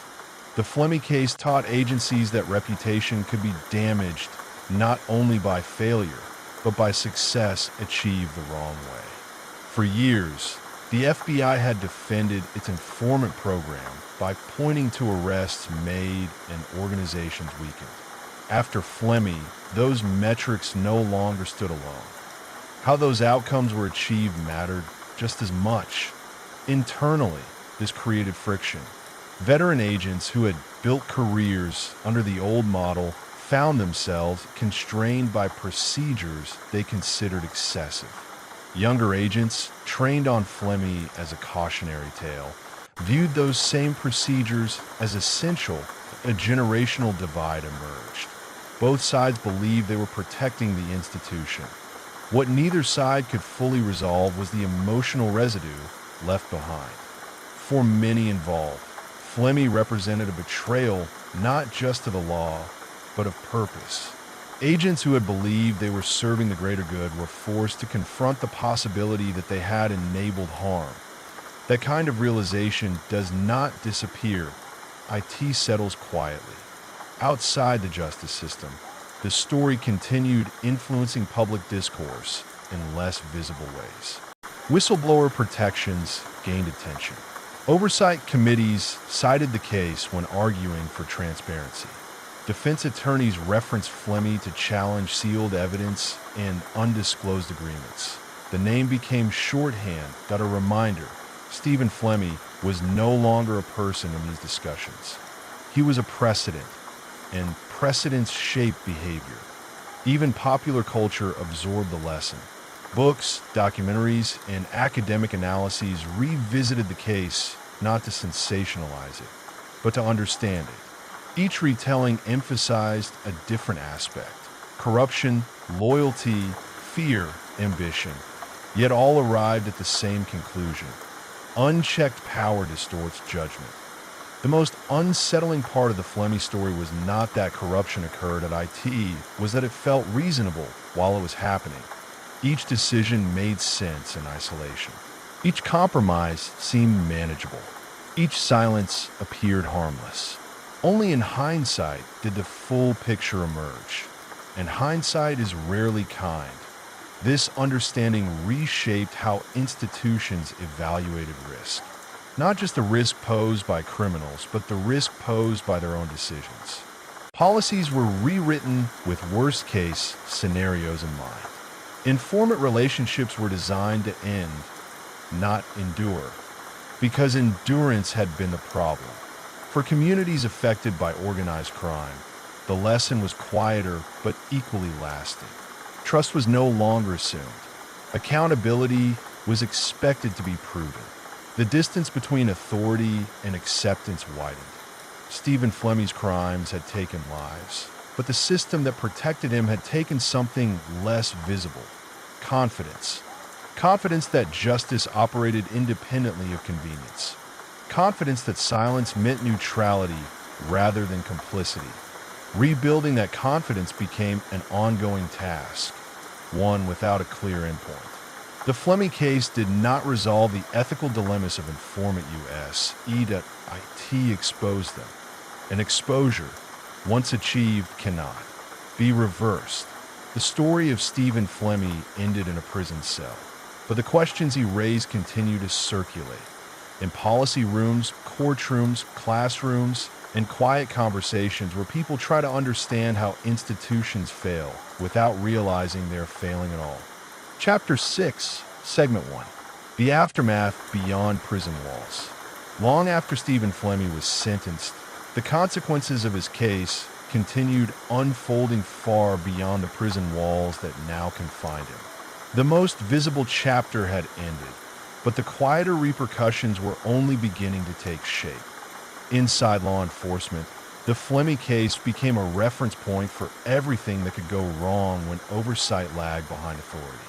Training materials were rewritten not to dramatize his crimes, but to examine the conditions that allowed them. New agents were taught to see informant relationships not as shortcuts, but as long-term liabilities that required constant scrutiny. This shift changed how investigations were designed. Informants were no longer treated as permanent fixtures within cases. Relationships were limited by time, by scope, and by clearly defined boundaries. Each exchange of information required justification. Each promise of protection demanded documentation. The casual assumptions that had once governed cooperation were replaced with formal review. Progress slowed, but clarity increased. For prosecutors, the Flemmi scandal altered how cases involving confidential sources were evaluated. Plea agreements and immunity deals were scrutinized more aggressively. Judges demanded fuller disclosure. Defense attorneys, armed with the precedent of informant abuse, challenged prosecutions with renewed confidence. The courtroom became a place of tension rather than trust. Every sealed document raised suspicion. Every redaction invited challenge. Transparency, once considered optional, became a strategic necessity. This environment reshaped outcomes in subtle ways. Some cases collapsed under scrutiny. Others proceeded more carefully, built on evidence that could withstand exposure rather than secrecy. The system adapted, not because it wanted to, but because it had to. Outside the justice system, the public absorbed the lessons unevenly. For some, Flemmi's conviction restored faith that accountability eventually arrives. For others, it confirmed the belief that accountability comes only after irreversible damage. These two interpretations coexisted in Boston. Memories of the Winter Hill Gang and its federal protection lingered in neighborhoods that had experienced years of quiet intimidation. The removal of key figures did not immediately restore safety or trust. Those changes took time, and even then, they remained fragile. Families who had lost loved ones navigated a complicated emotional landscape. The truth, once revealed, did not always bring relief. Knowing that justice had been delayed by institutional choice added a new layer of grief. Some found solace in the acknowledgement. Others felt anger deepen. Closure proved elusive. The Flemmi case also influenced how whistleblowers were perceived. Employees within agencies who raised concerns about informant misuse found their warnings taken more seriously. Not always acted upon, but at least recorded. Silence became harder to justify when its consequences were so well documented. This change did not eliminate wrongdoing, that it changed how wrongdoing was addressed. For Stephen Flemmi himself, the world beyond prison continued without him. The networks he once controlled dissolved into fragments. The leverage he had wielded vanished. His name appeared in books and reports. Detached from the person he had been, he became historical. And history, unlike rumor, does not negotiate. The most enduring impact of the Flemmi case was not procedural reform or public scandal. It was the realization that systems rarely fail all at once. They fail gradually through small decisions made repeatedly, each one defensible on its own. Understanding that pattern altered how institutions viewed risk, not as sudden collapse, but as slow drift. As agencies recalibrated, they carried forward a quiet awareness that vigilance is not dramatic. It is repetitive, uncelebrated, often inconvenient. But without it, the line between enforcement and enablement blurs. The story of Stephen Flemmi had already answered one question clearly. What happens when that line disappears? Chapter 6, Segment 2. A legacy that refused to stay buried. As years passed, Stephen Flemmi's name continued to surface in places far removed from the crimes he once committed. Not because he remained influential, but because his case had become a measuring stick, a reference point for institutional failure and reform. Whenever a new scandal emerged involving informants or law enforcement misconduct, comparisons followed. Investigators asked whether warning signs had been ignored. Journalists searched for patterns of silence. Oversight committees cited Flemmi as evidence of what happens when authority operates without constraint. His legacy had escaped his control entirely. Inside federal agencies, There was an unspoken understanding that the Flemmi era represented a boundary that could not be crossed again.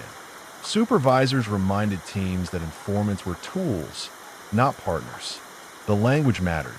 Words once chosen casually were now selected with precision, knowing that records could be examined years later under hostile scrutiny. Trust became conditional. Documentation became protection. This shift reshaped relationships between agencies as well. Federal and local law enforcement, once divided by secrecy and hierarchy, were pushed toward collaboration. Information sharing protocols expanded. Jurisdictional silos weakened. The justification for withholding intelligence became harder to defend. These changes did not eliminate competition or tension, but they reduced the kind of isolation that had allowed Flemmi's protection to persist unchecked. For prosecutors, the case reinforced a difficult truth. Winning cases at the expense of integrity ultimately weakens the system itself. Short-term gains achieved through compromised methods invited long-term collapse. Flemmi's crimes had not been stopped sooner because too many outcomes depended on maintaining access rather than enforcing accountability. That lesson lingered in courtrooms across the country. Judges began asking sharper questions about informant arrangements. Defense attorneys demanded disclosure where silence had once been accepted. Cases were tested not only on evidence, but on the processes used to obtain it. Justice became more transparent and more fragile. Outside institutional walls, the public memory of Flemmi's story settled into a broader narrative about power. It reinforced the idea that wrongdoing thrives not only through action, but through permission. That silence can be as destructive as violence. That systems designed to protect can, under certain conditions, become instruments of harm. These realizations did not inspire outrage alone. They inspired caution. Communities affected by organized crime developed a more complex relationship with authority. Cooperation was no longer automatic. Trust had to be earned repeatedly. The distance between law enforcement and the public widened. Even as accountability improved, Stephen Flemmi himself receded into obscurity. His life in prison passed without drama. He issued no confessions that altered history. He offered no revelations that reshaped understanding.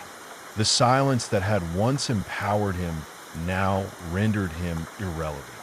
Yet the consequences of his actions continued to ripple outward. The systems he had exploited were forced to evolve. The assumptions he had relied upon were challenged, and the comfort once found in secrecy was replaced by an uneasy awareness that everything eventually surfaces. The Flemmi case demonstrated something few institutions willingly admit.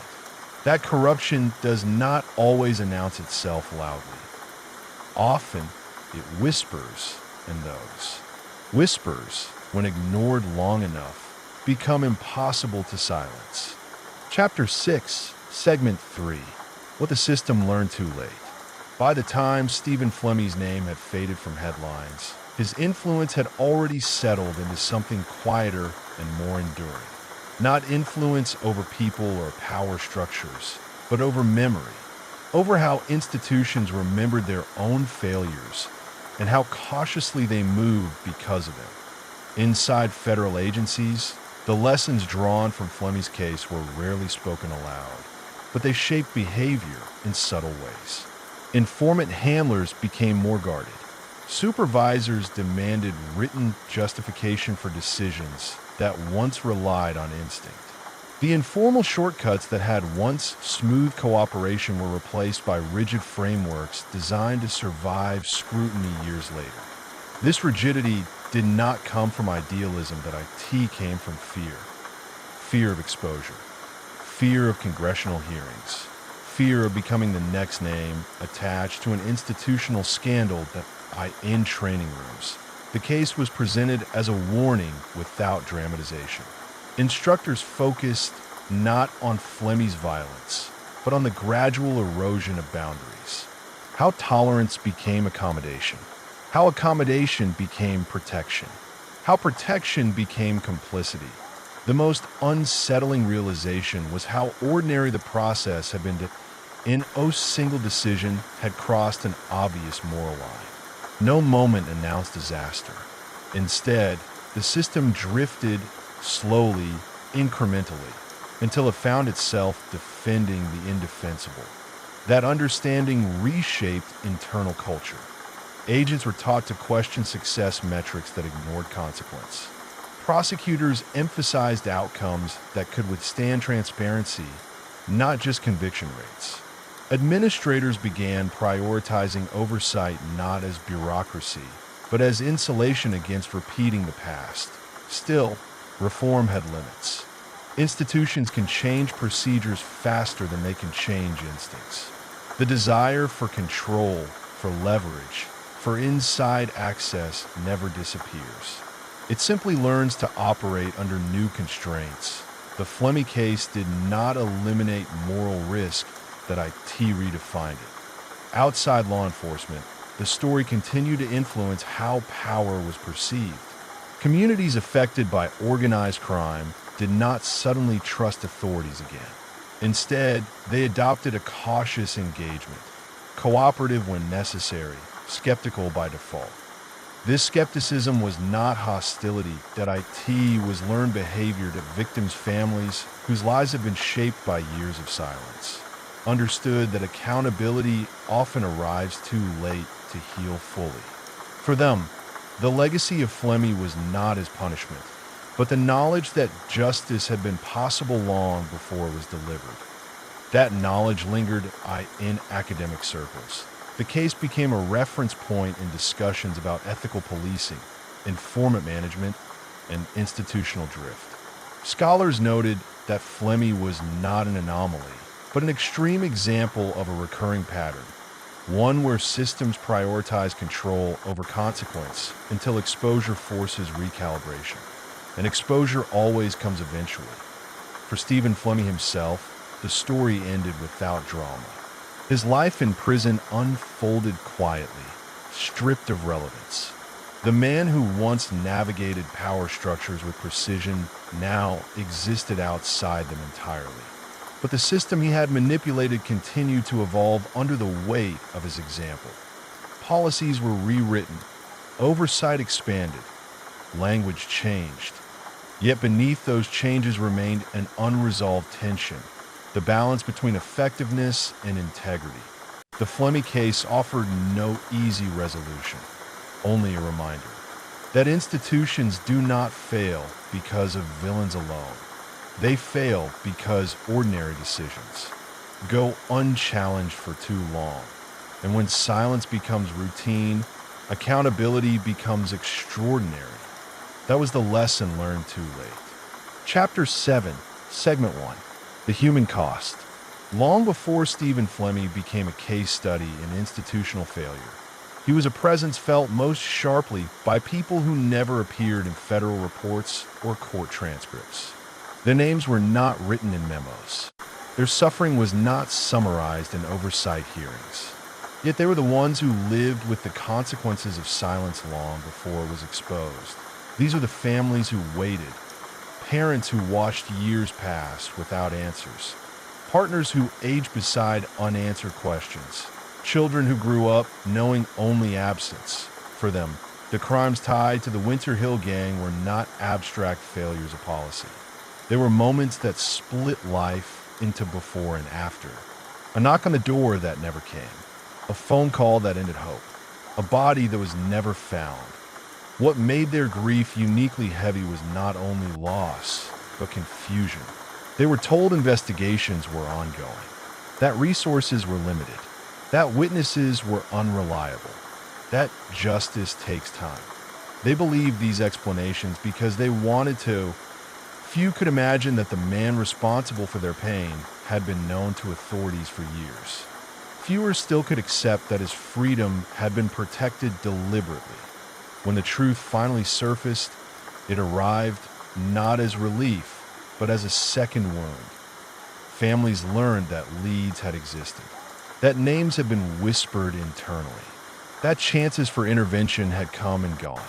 The realization that justice had been delayed by design, rather than circumstance, altered grief into something more complex. Anger mixed with disbelief. Sorrow hardened into betrayal. Some families chose to speak publicly, pushing past exhaustion to ensure the story could not be buried again. Others withdrew, unable to endure another cycle of attention followed by disappointment. Both responses were shaped by the same understanding: that silence had never been neutral. In neighborhoods affected by Winter Hill's influence, the damage extended beyond individual families.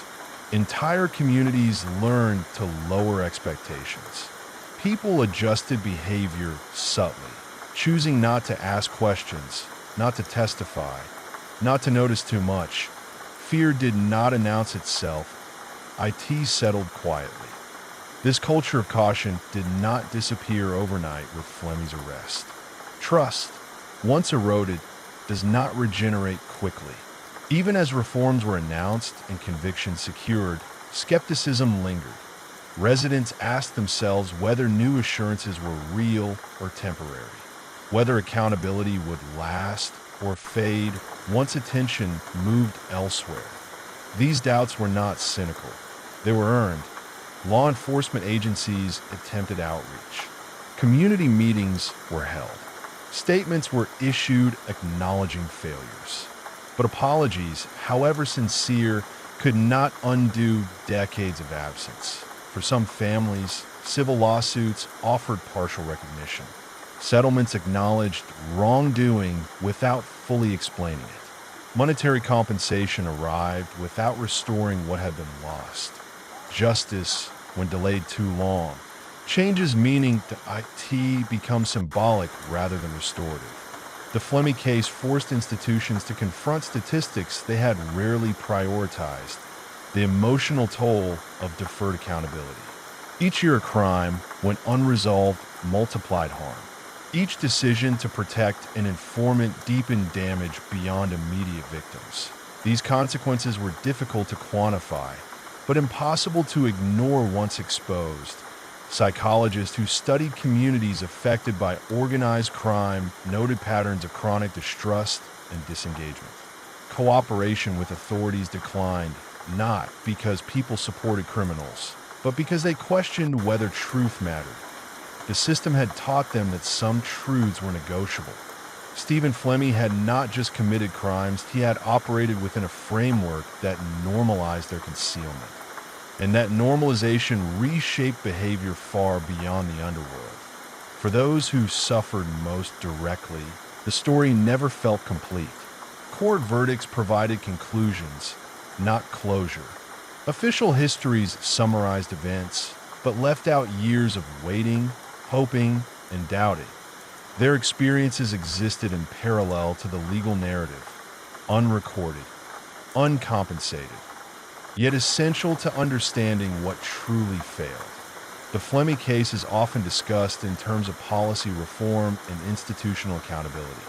But its most enduring lesson may be this: that systems do not harm only through action. They harm through delay, through silence, through the quiet decision to wait rather than intervene. And for those who live inside that waiting, the cost was immeasurable. Chapter 7, Segment 2, Communities Left Behind. The damage left by Stephen Flemmi's protected years did not remain confined to courtrooms or internal reviews. It spread outward, settling into the daily lives of people who learned, often indirectly, that the systems meant to protect them had chosen restraint over responsibility.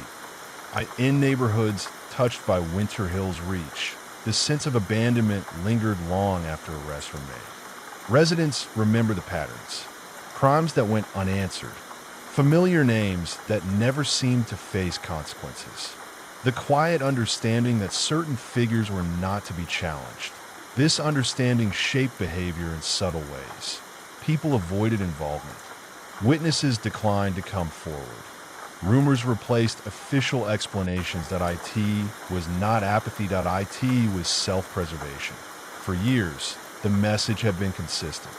Speaking up did not lead to protection. It led to isolation, sometimes worse. When Flemmi's immunity became public, it confirmed what many had already suspected but could never prove. That confirmation changed how communities viewed authority. Trust was no longer assumed. It had to be demonstrated repeatedly, and even then, it remained fragile. Law enforcement efforts that once relied on cooperation now encountered hesitation. People listened carefully, but spoke cautiously. They had learned to. Efforts to rebuild relationships were sincere in many cases. Officers held forums. Departments emphasized transparency. Reforms were explained. But trust, once eroded by years of silence, could not be restored through announcements alone. IT required consistency and time. For younger generations growing up in the shadow of these events, the lessons were absorbed indirectly. Stories passed down through families carried warnings rather than reassurance. Children learned which questions were safe to ask and which were not. Skepticism became inherited. This generational impact was one of the most lasting consequences of the Flemmi era.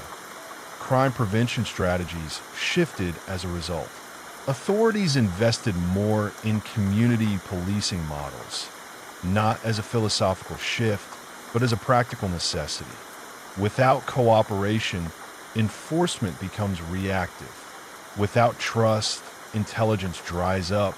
The system needed the public again, but the public remembered being left behind. Sociologists studying post-scandal communities observed a familiar pattern. When institutions fail visibly, recovery depends less on reform and more on acknowledgement. People needed to hear not just that policies had changed, but that harm had been understood, that in many cases, that acknowledgement arrived too late.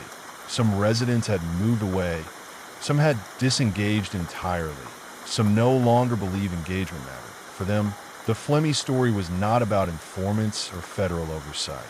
It was about the years when help did not come, when fear felt rational, when silence felt safer than truth. Those experiences shaped identity. They influenced how people voted, how they reported crime, how they perceived fairness. Stephen Flemmi's actions had taken lives, but the system's response had reshaped expectations. And expectations, once lowered, are difficult to raise again. Even as new generations of officers enter the field with different training and priorities, they inherited the weight of that history. Every interaction carried the residue of past decisions they had not made, but were now accountable for. This burden did not disappear. IT demanded patience. For some communities, healing began slowly through consistent presence rather than promises. Officers who stayed long enough to be recognized by name. Investigations that followed through without quiet reversals. Accountability that did not depend on public pressure.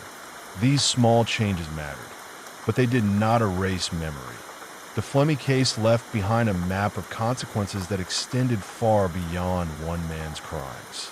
It revealed how deeply institutional choices can shape social behavior, long after the original actors have disappeared, and underscored a truth often overlooked in discussions of reform.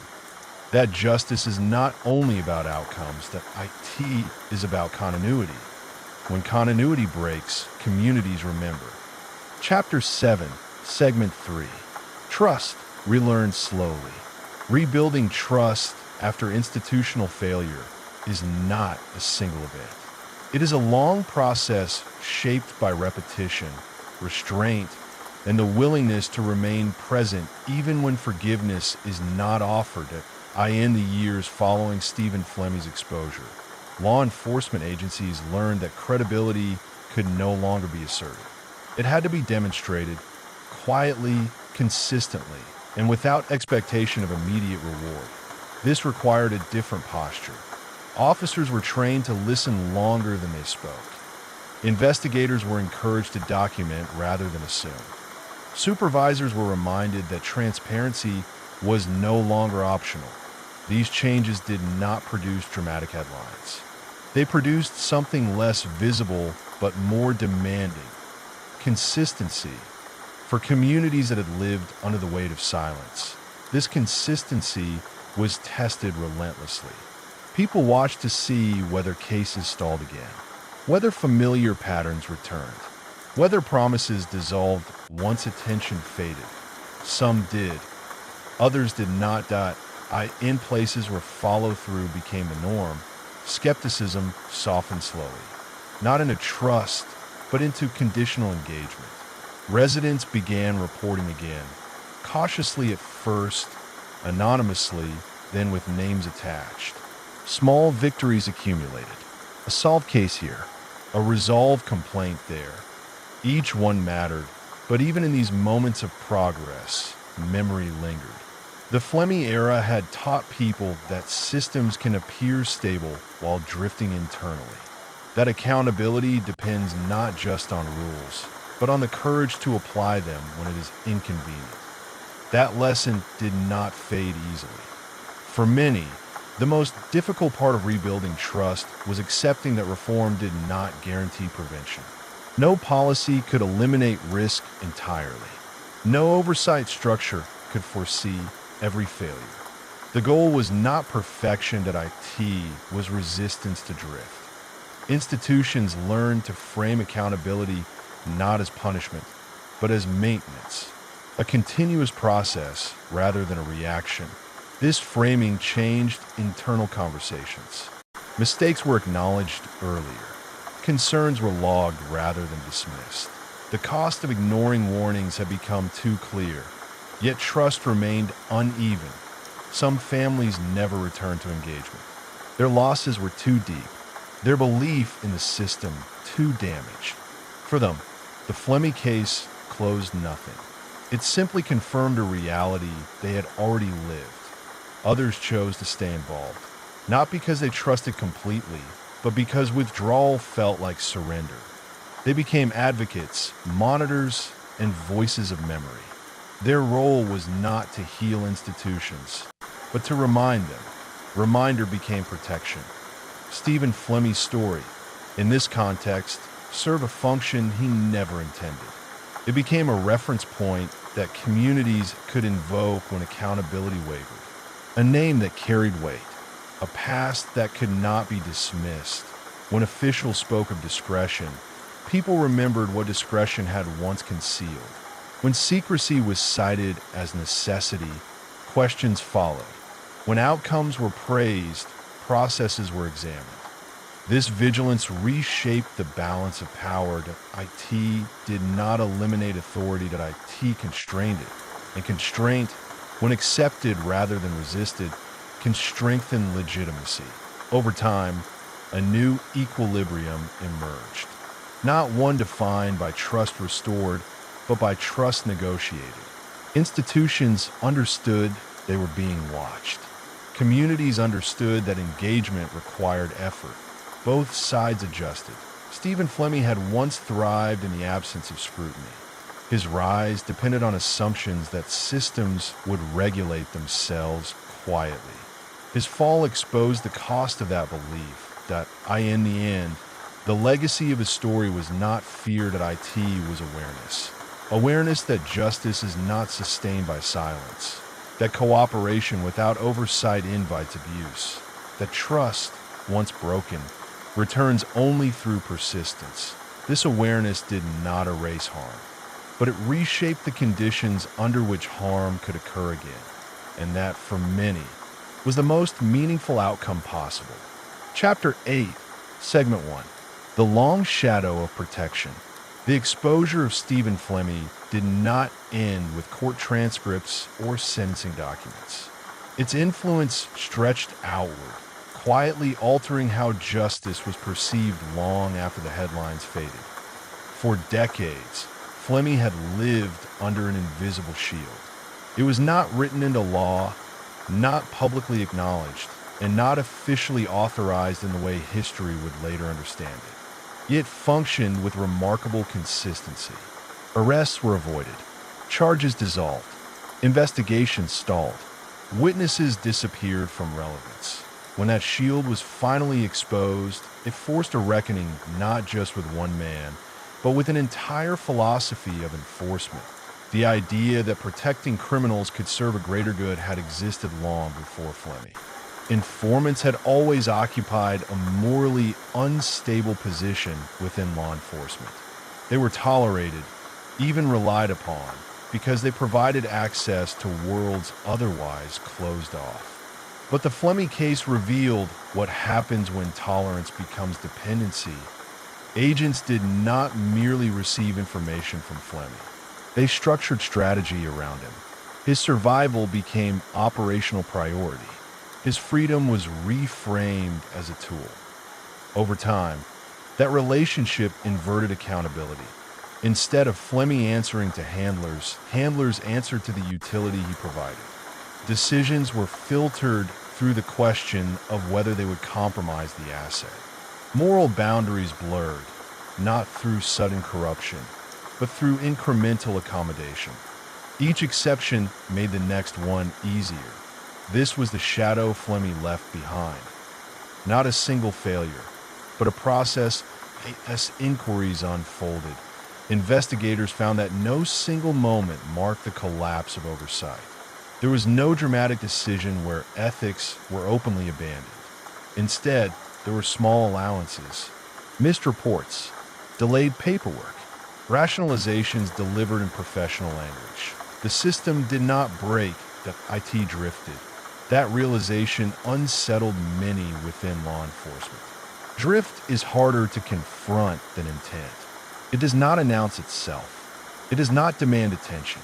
It settles in quietly, convincing those involved that nothing meaningful has changed. Until it has. The Flemmi case forced agencies to ask questions that have been avoided for generations.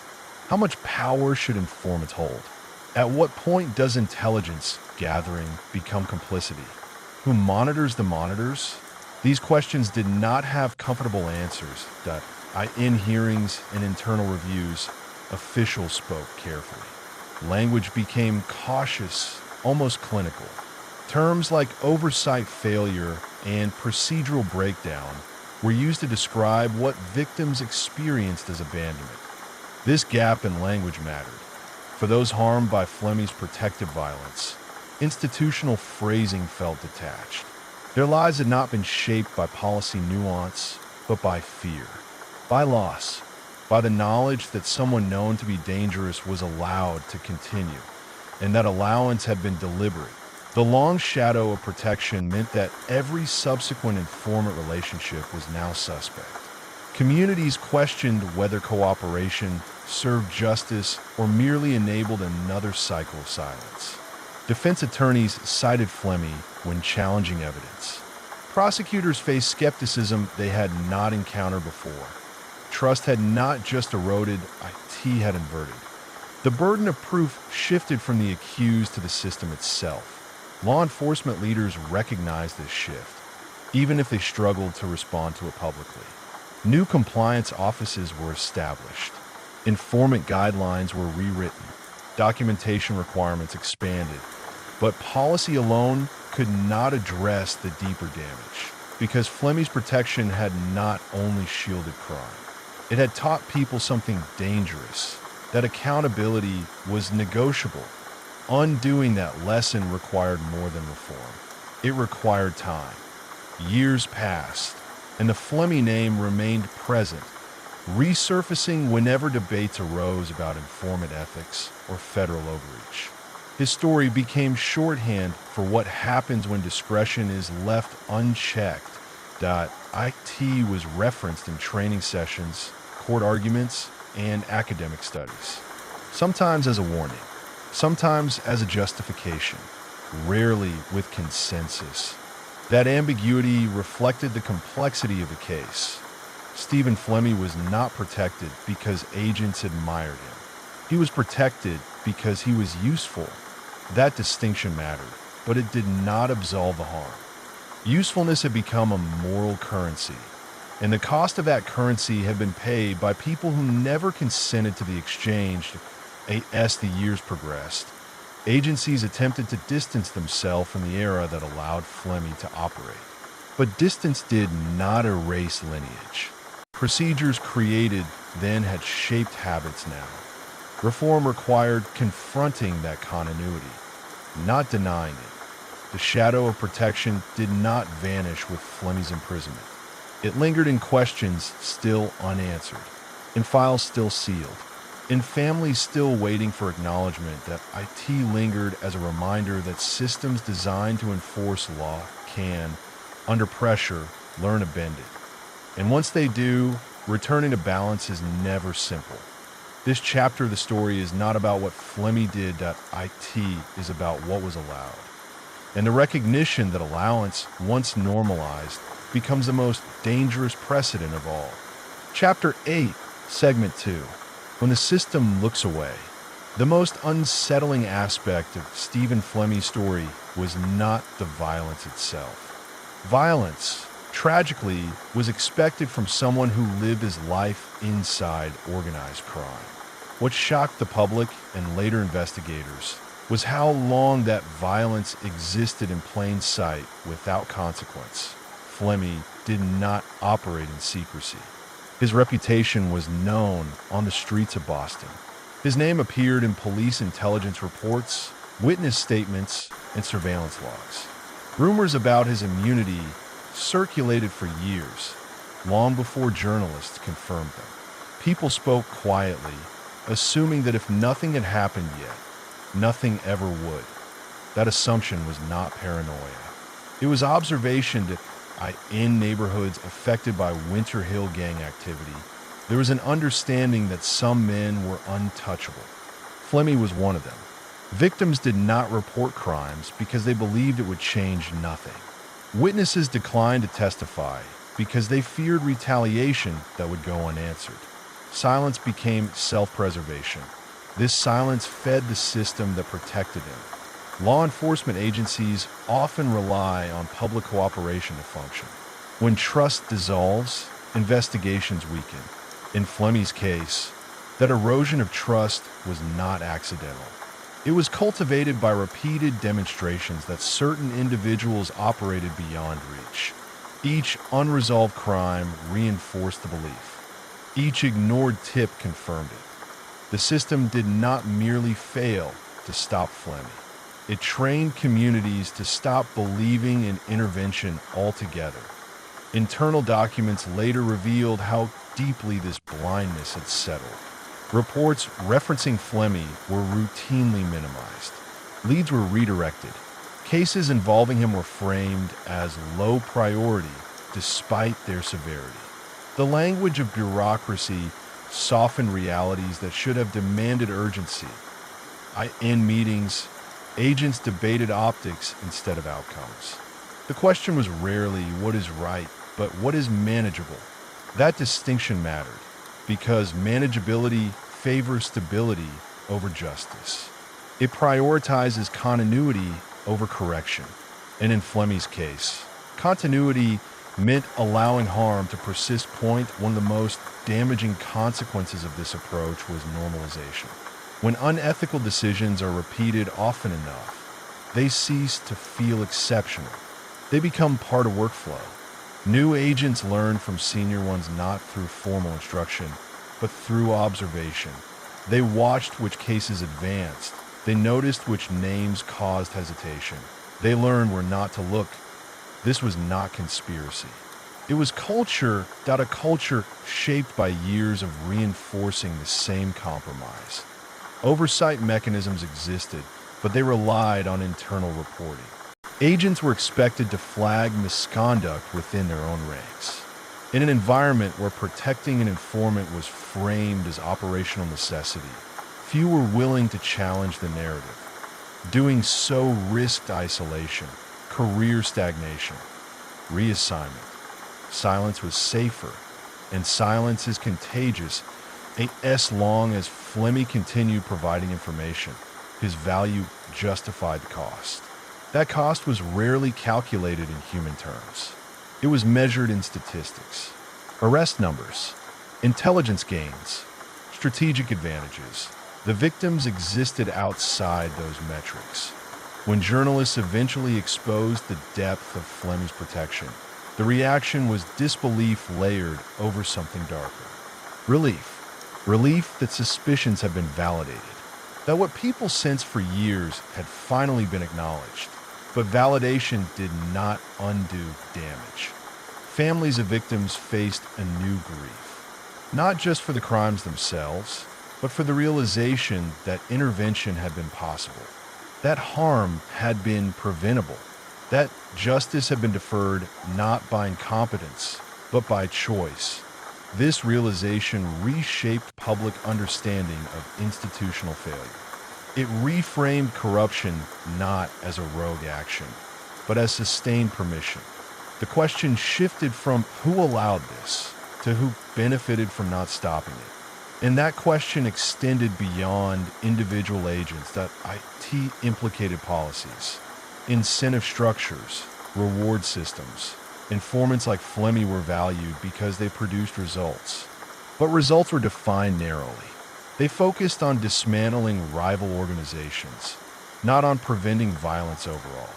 In that framework, a criminal who eliminated competitors could be perceived as useful, even efficient. This logic was rarely articulated openly, but it influenced decisions. Violence was tolerated as long as it aligned with strategic objectives. That tolerance became invisible. Only when the framework collapsed did its shape become clear. The Flemmi case forced agencies to confront the reality that looking away can be an act of choice. That inaction, when repeated, becomes endorsement. An endorsement, even when unspoken, carries responsibility. Public inquiries attempted to assign blame. Names were mentioned, careers examined, but institutional accountability proved elusive. Systems do not stand trial easily. They diffuse responsibility across roles, timelines, and departments that in no single person could be blamed for everything, which meant everyone could claim limited responsibility. This diffusion protected individuals, but left the underlying structure intact. The system looked away because it had learned how. Undoing that learning required more than acknowledgement. It required redefining success itself. It required valuing prevention over advantage, integrity over expedience. These shifts were discussed, debated, proposed, but cultural change moves slowly. And for many affected by Flemmi's actions, slow change felt indistinguishable from no change at all. The system that once looked away now faced a different kind of scrutiny. Every informant relationship was examined through the lens of what had been allowed before. Skepticism replaced deference. Questions replaced assumptions. That tension continues, because once the public understands that silence can be policy, trust becomes fragile, and restoring it demands not only transparency, but restraint.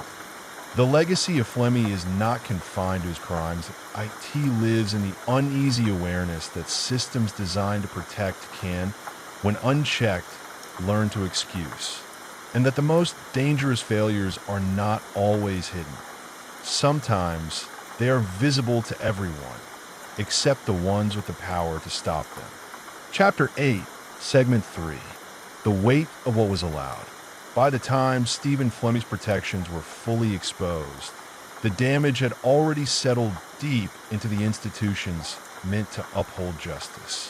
What followed was not a sudden reckoning, but a slow, uncomfortable accounting, one that revealed how difficult it is to undo years of sanctioned silence. Public outrage surged quickly. Headlines focused on corruption, betrayal, and moral collapse. But inside law enforcement, the response was far more restrained. Investigations moved cautiously. Language was careful. Statements emphasized complexity rather than culpability. The system, once again, attempted to manage perception. This restraint was not accidental. Acknowledging the full scope of Flemmi's protection meant confronting a truth that extended beyond one criminal or a handful of agents. It meant admitting that structures designed to enforce the law had, at times, operated in opposition to it. That admission carried implications few institutions were eager to face. Internal reviews began with narrow scopes. Individual decisions were isolated from broader patterns. Policies were examined without questioning the incentives behind them. Responsibility was fragmented into procedural failures rather than ethical ones. This approach created the appearance of accountability without the discomfort of transformation. Agents directly involved with Flemmi's handling defended their actions as necessary compromises. They argued that informants are inherently flawed, that working with criminals requires moral flexibility, that intelligence gathering is never clean. These arguments were not entirely false, but they were incomplete because flexibility had become permission and compromise had become habit. The question that lingered was not whether informants are useful. It was whether any intelligence gain can justify unchecked immunity. Flemmi's case suggested a dangerous answer had already been accepted quietly. Years earlier, victims' families watched these proceedings with restrained anger. Many had waited decades for answers, only to learn that justice had not been delayed by lack of evidence, but by deliberate inaction. That realization shifted their grief into something heavier: betrayal, not just by criminals, but by systems they were taught to trust. Civil lawsuits followed, forcing information into the public record that criminal trials had never addressed. Depositions revealed internal conversations. Memos showed awareness. Timelines exposed how long warnings had been ignored. Each disclosure peeled back another layer.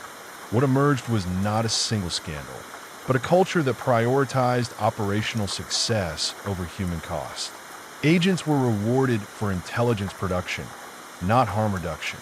Informants were measured by usefulness, not restraint. In this environment, Flemmi thrived. His crimes were not unseen.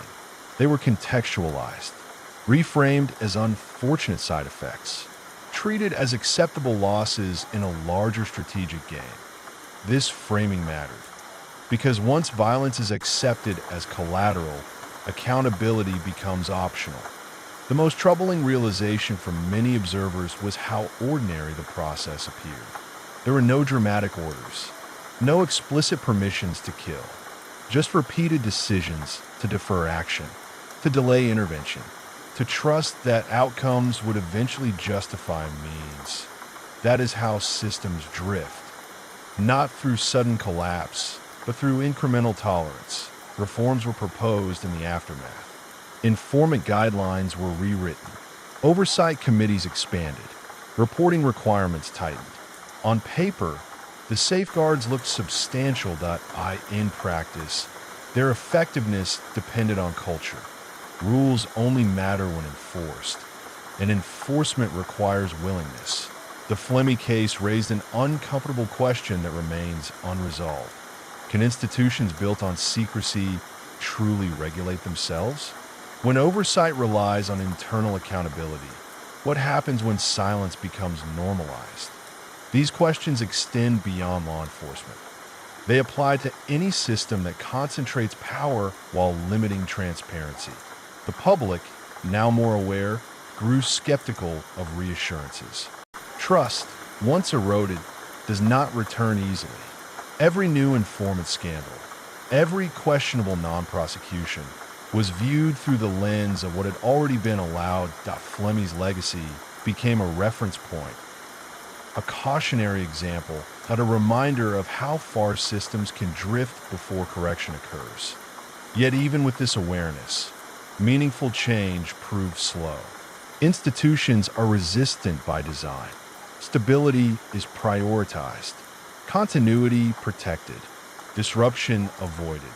True accountability threatens that stability. IT forces uncomfortable admissions that IT disrupts established hierarchies. IT challenges long-standing narratives about purpose and integrity. For some within the system, the lesson of Flemmi was misinterpreted. Instead of recognizing the dangers of unchecked protection, they focused on improving concealment, better documentation, more careful language, enhanced plausible deniability. This response did not correct the problem that IT refined it. Others, however, took the lesson seriously. They pushed for external oversight, independent review boards, greater transparency with the public. These efforts faced resistance, but they persisted. Change, when it came, arrived unevenly. What remains undeniable is that Flemmi's story altered how informants are viewed. No longer merely assets, they became risks. Their handlers, once shielded by necessity arguments, faced greater scrutiny. This scrutiny does not guarantee justice, but makes silence harder. The weight of what was allowed cannot be undone. Lives lost remain lost. Trust broken remains fragile. But acknowledgement carries its own gravity that IT forces remembrance. And remembrance creates pressure. Stephen Flemmi did not dismantle the system that protected him, but his exposure weakened its assumptions. It revealed vulnerabilities. It made visible what had long been hidden in procedural language and institutional habit. The greatest danger now is not repeating the same mistakes that IT is believing that they are impossible to repeat, because systems do not fail loudly. They fail quietly, through what they tolerate, through what they excuse, through what they allow to continue, simply because stopping would require too much courage. And that lesson, more than any conviction or reform, is the true legacy of Stephen Flemmi. Chapter 9, Segment 1, After the Shield Fell. When the protection finally began to crumble, Stephen Flemmi did not vanish into obscurity. He remained present, not as the untouchable enforcer he once was, but as a living artifact of a system that had failed to correct itself for decades. The fall of his shield did not arrive with spectacle. It came quietly, through court filings, depositions, and transcripts that replaced rumor with record. For years, Flemmi had existed in a strange legal limbo. His crimes were known, but not prosecuted. His name appeared in intelligence briefings, but rarely in indictments. When accountability arrived, it did so unevenly, revealing how difficult it is to apply justice retroactively when institutions have already compromised their authority. The first visible shift was procedural. Federal agencies, now under scrutiny, tightened informant rules. Documentation increased. Oversight layers multiplied. But these changes addressed process, not consequence. They explained how Flemmi had been handled, not why he had been allowed to operate without restraint. As hearings progressed, attention turned to what would happen to Flemmi himself. He was eventually charged, convicted, and sentenced, not for the full scope of his violence, but for a narrow slice that the system could still prosecute without implicating too many of its own decisions. The punishment, while significant on paper, felt incomplete to many observers. Justice, delayed and selective, rarely feels whole. For victims' families, the courtroom offered little closure. They listened as lawyers debated jurisdiction, immunity, and statute limitations. They heard arguments framed around policy rather than loss. The language of law, precise and detached, struggled to contain the emotional reality of what had been taken from them. Flemmi, seated quietly, appeared almost diminished. Age had replaced intimidation. Time had softened the image, but not the history. He was no longer the man who moved through Boston with quiet authority, but neither was he a figure of remorse that he spoke rarely. When he did, his words were careful, measured. He acknowledged participation without engaging consequence. Responsibility was framed as circumstance, as inevitability, as something shaped by forces beyond individual choice. This framing mirrored the system that once protected him. Both relied on diffusion. Responsibility spread thin enough that it never settled. AS appeals moved forward, public interest waned. Scandals compete for attention, and time dulls outrage. The Flemmi case became a reference point rather than a headline. Mentioned in academic discussions, cited in policy reviews, remembered selectively. This fading visibility carried risk because unresolved stories tend to repeat. Inside law enforcement, reactions varied. Some saw the case as a necessary correction, proof that excesses had been acknowledged and addressed. Others viewed it as an anomaly, an unfortunate but rare deviation from standard practice. The latter interpretation was comforting and potentially dangerous because Flemmi's story was not about a single informant. It was about incentives, about what organizations reward, tolerate, and quietly excuse, about how success metrics can overshadow ethical boundaries when outcomes appear beneficial. Even after convictions, the deeper questions remained untouched. How many other informants have been granted similar latitude without exposure? How many crimes were minimized because intervention threatened operational advantage?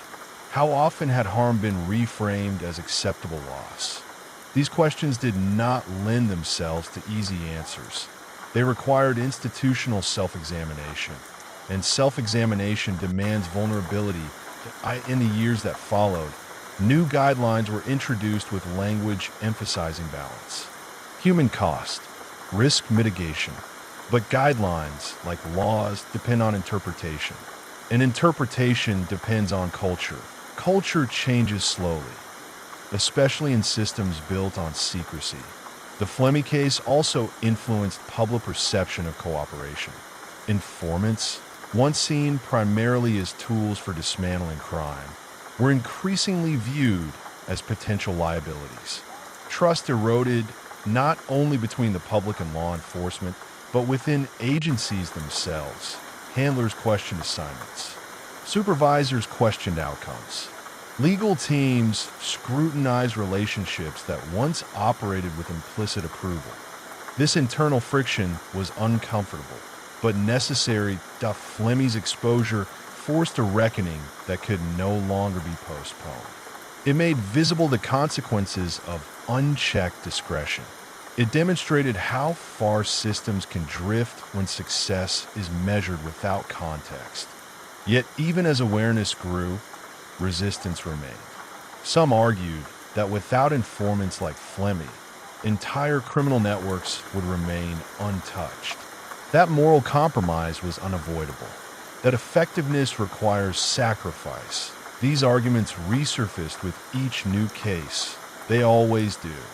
The challenge is not eliminating compromise entirely. It is defining its limits. Flemmi's story illustrated what happens when those limits are never drawn. After the shield fell, what remained was not resolution, but residue. A lingering discomfort. A recognition that correction came late and at great cost. A sense that justice, while partially served, had arrived after credibility had already been weakened. For the system, the task ahead was not punishment, that IT was prevention. Preventing silence, preventing normalization, preventing the quiet acceptance of harm in exchange for results. Whether that lesson would endure remained uncertain. Because systems remember procedures better than they remember pain, and pain, when forgotten, finds ways to return. The fall of Stephen Flemmi's protection marked an ending, but it also marked a beginning, a moment when the consequences of tolerance became impossible to ignore, even if they were never fully addressed. What followed would determine whether that moment became a turning point, or just another chapter quietly closed. Chapter 9, Segment 2, When Silence Becomes Policy.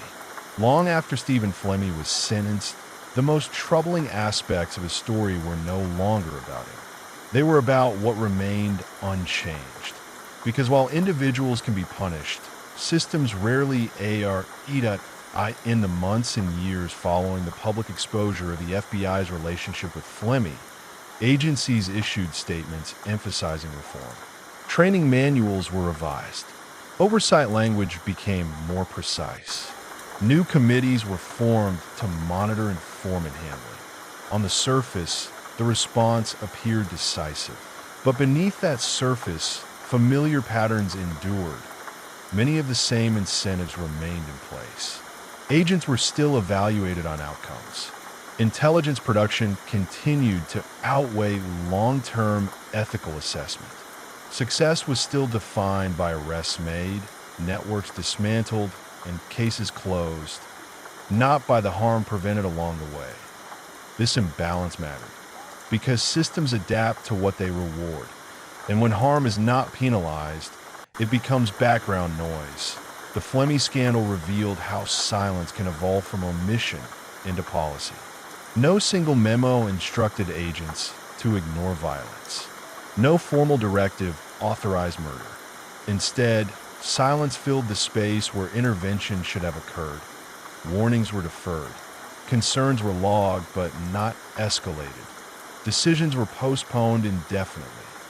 Over time, this inaction became normalized. When something is tolerated long enough, it stops appearing urgent. That normalization did not begin with Flemmi. It predated him. He simply benefited from a culture that had already learned how to look away. Internal documents later revealed that some agents expressed unease about informants committing serious crimes.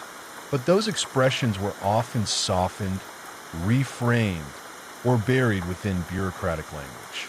Risk assessments used terms like operational necessity and manageable exposure.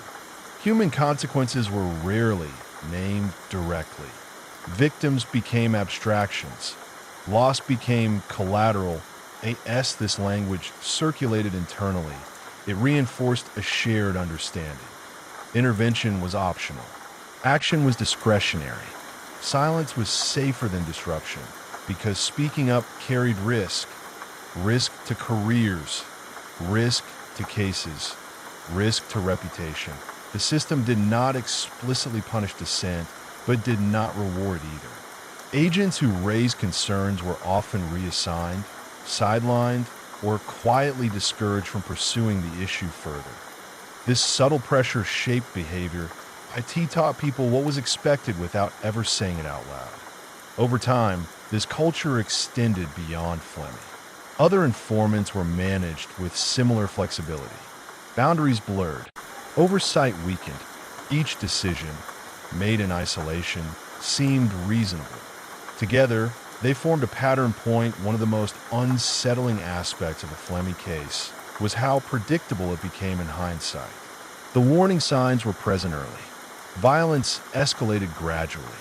Protections expanded incrementally that, in a single moment, demanded immediate reckoning. And so reckoning never came. Instead, the system adapted around the problem. When Flemmi's crimes became impossible to ignore, responses focused on containment rather than accountability. Information was compartmentalized. Responsibility diffused. Blame narrowed. The narrative shifted away from systemic failure and toward individual misconduct.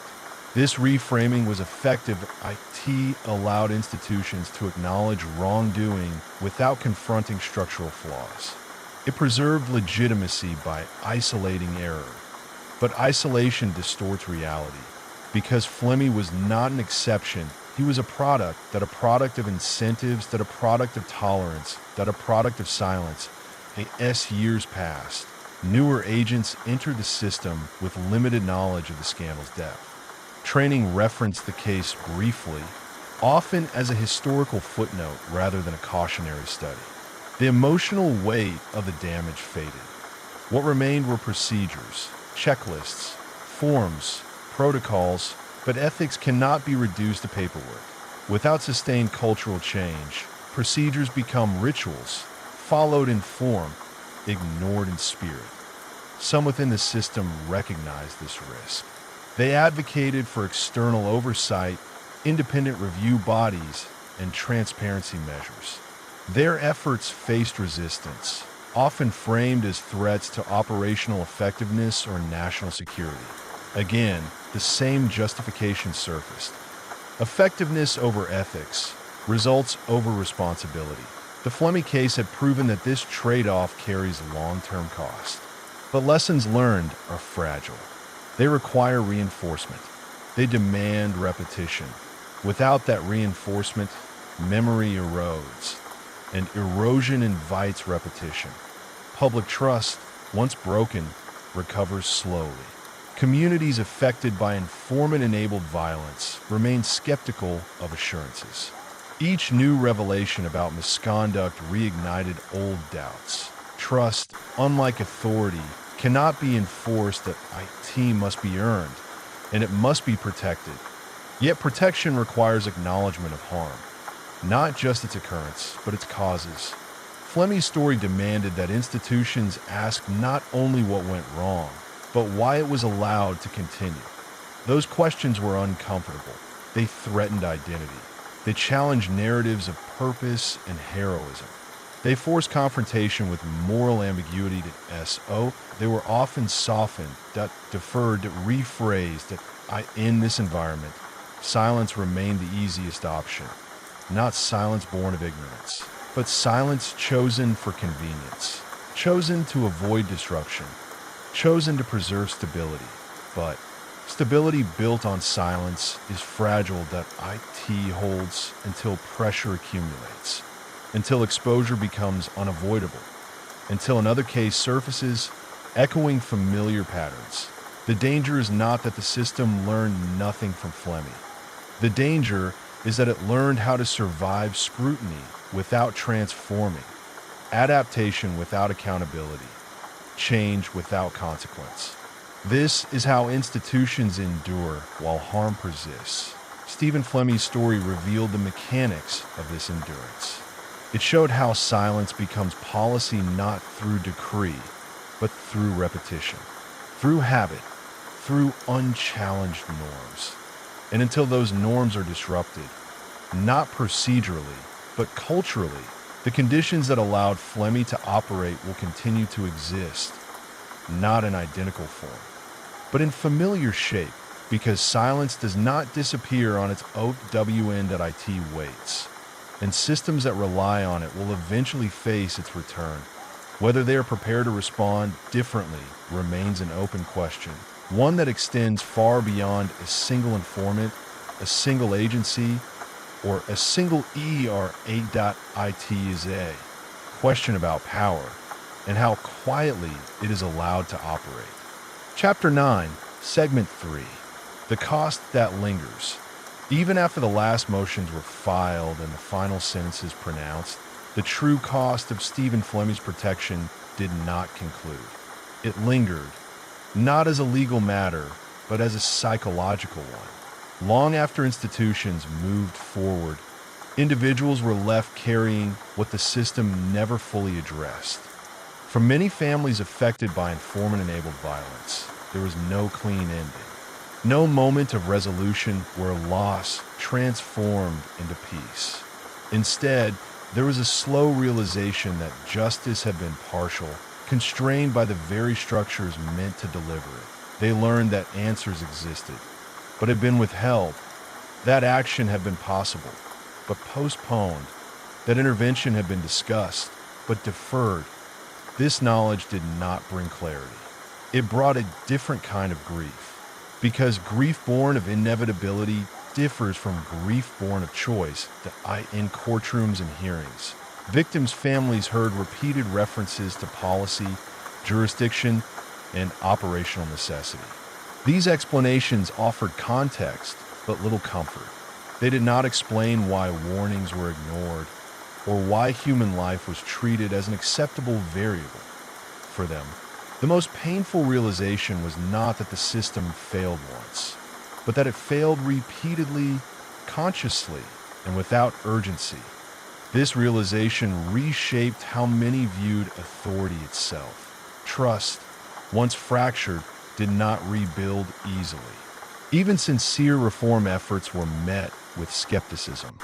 promises of oversight felt abstract compared to the concrete reality of what had already occurred. And skepticism, once established, becomes inherited. IT passes from one generation to the next. In communities where informant activity had caused harm, cooperation with law enforcement declined. Silence, once imposed by fear, became chosen out of distrust. Investigations grew more difficult. Tensions deepened. The consequences of tolerance began to undermine the very goals informant programs were meant to serve. This irony did not go unnoticed. Some within law enforcement acknowledged it privately. They recognized that legitimacy depends not only on effectiveness, but on restraint. That power exercised without accountability eventually weakens itself. Yet acknowledgement did not always translate into change, because change requires ownership, and ownership requires admission. Admission invites consequence. The Flemmi case demonstrated how institutions struggle with this progression. Each step forward felt heavier than the last. Accepting procedural flaws was manageable. Accepting ethical failure was harder. Accepting moral responsibility threatened identity. And so progress slowed. Over time, Flemmi's name became shorthand, a symbol referenced in discussions about informant management, but rarely explored in full. The complexity of his case was simplified, the lessons condensed, the discomfort reduced. This simplification served a purpose that IT allowed distance. Distance softens impact. Distance makes repetition easier. But beneath that distance, the core issue remained unresolved. How to reconcile the use of criminals as tools without becoming complicit in their crimes. How to balance intelligence gains against human cost. How to prevent pragmatism from eroding principle. These questions resist final answers. They require ongoing vigilance. They demand discomfort. They require systems willing to prioritize integrity even when outcomes suffer. The Flemmi case showed what happens when that vigilance lapses. When discomfort is avoided. When principles are bent quietly, repeatedly, until they lose shape. What lingers most is not the image of Flemmi himself. Aging, diminished, no longer feared. What lingers is the recognition that he did not operate alone, that he operated within permission. Permission granted not by a single person, but by a network of decisions. Decisions that favored continuity over confrontation, stability over disruption, silence over accountability. This form of permission is difficult to trace because it rarely appears in writing. It exists in patterns, in omissions, in what is not pursued. And because it is subtle, it is easily repeated. The final cost of Flemmi's protection is not confined to the past. It exists in the present, in how systems remember, in what they choose to emphasize, and in what they quietly forget. IT exists in the tension between transparency and control, between effectiveness and ethics, between authority and responsibility. For those willing to look closely, Flemmi's story is not merely historical. It is instructional. It reveals how harm can persist not through malice, but through normalization, through routine, through habit, and through silence. Breaking that silence requires more than policy updates. It requires cultural transformation, a willingness to prioritize human consequence alongside operational success, a commitment to intervene early, even when outcomes are uncertain. Whether such transformation is possible remains an open question, but the alternative, allowing silence to continue shaping decisions, carries a cost already measured in lives. Stephen Flemmi's story does not end with a conviction or a sentence. It ends with a warning, not about one man, but about what happens when systems forget who they exist to protect, and how quietly that forgetting can take hold. Chapter 10, Segment 1. What power remembers? When institutions look back on moments like the Stephen Flemmi scandal, they often frame the lesson in procedural terms. Policies were inadequate. Oversight was insufficient. Documentation failed. These conclusions feel practical, measurable, correctable, but they missed the deeper truth because what ultimately allowed Flemmi to operate was not a gap in paperwork. It was a philosophy, one that placed results above restraint, secrecy above scrutiny, and control above consequence. This philosophy did not announce itself. It embedded quietly into daily routines, into how cases were prioritized, into which concerns were escalated and which were quietly set aside. Over time, it shaped memory itself. Institutions remember what reinforces their identity. They forget what threatens in the years following Flemmi's exposure. Agencies' catalog changes. New protocols were introduced. Training materials updated. Compliance metrics expanded. These steps mattered. They demonstrated recognition. But recognition is not remembrance. Remembrance requires sustained attention to harm, not just how it occurred, but why it was tolerated. It demands that institutions hold onto discomfort long enough for it to alter behavior. Discomfort, however, is difficult to preserve, especially in systems designed to move forward as new priorities emerged and new crises demanded attention. The Flemmi case receded further into institutional memory. It became a reference rather than a reckoning, a lesson cited but not lived. This transition revealed something fundamental about power. Power does not erase memory. It reorganizes it. Events are reframed to fit narratives of progress. Failures are contextualized. Responsibility is distributed until it becomes abstract.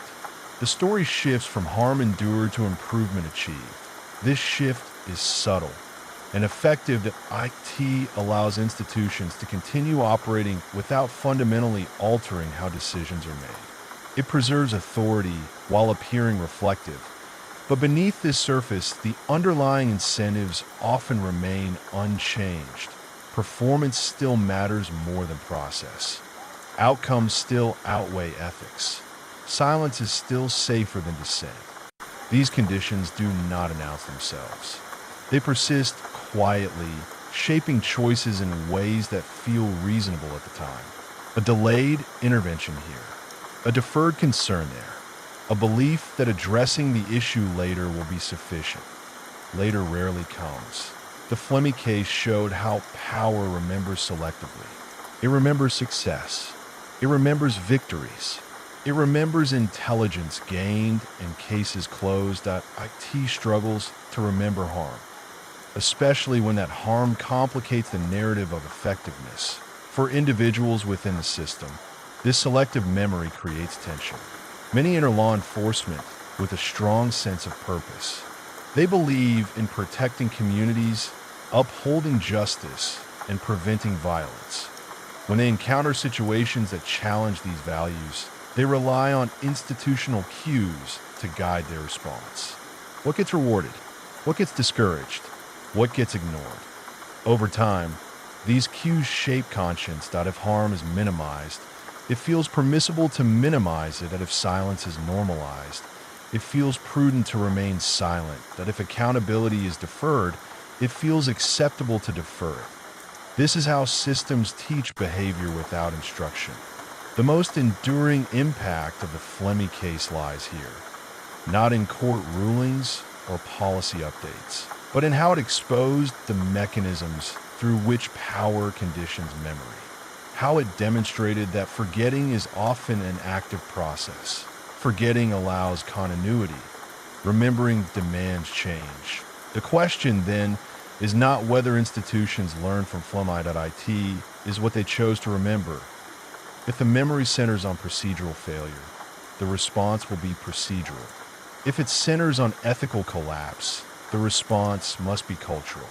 Culture is harder to change, that IT requires challenging assumptions, reevaluating incentives, creating environments where speaking up is valued rather than tolerated, that IT requires leaders willing to accept short-term disruption in exchange for long-term integrity. Without this shift, reforms risk becoming cosmetic. They address appearance, not substance. They create the impression of progress while leaving the underlying dynamics intact. The Flemmi case offer an opportunity, not just to correct past mistakes, but to redefine how power is exercised, to establish boundaries that are enforced not by fear of exposure, but by commitment to principle. Whether that opportunity was fully embraced remains uncertain. What is certain is that power, left unexamined, defaults to preservation. It protects itself first. It remembers what sustains it.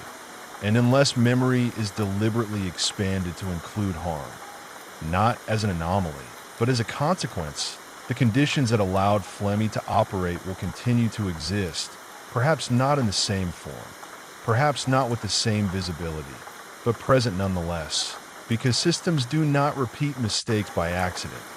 They repeat them when memory is incomplete, and when remembering fully feels too costly.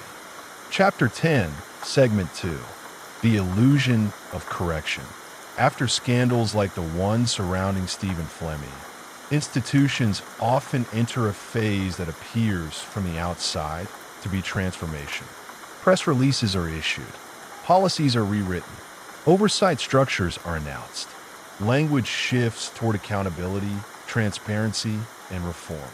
This phase feels reassuring that IT suggests closure, but reassurance and correction are not the same thing. What follows exposure is often not change, but containment.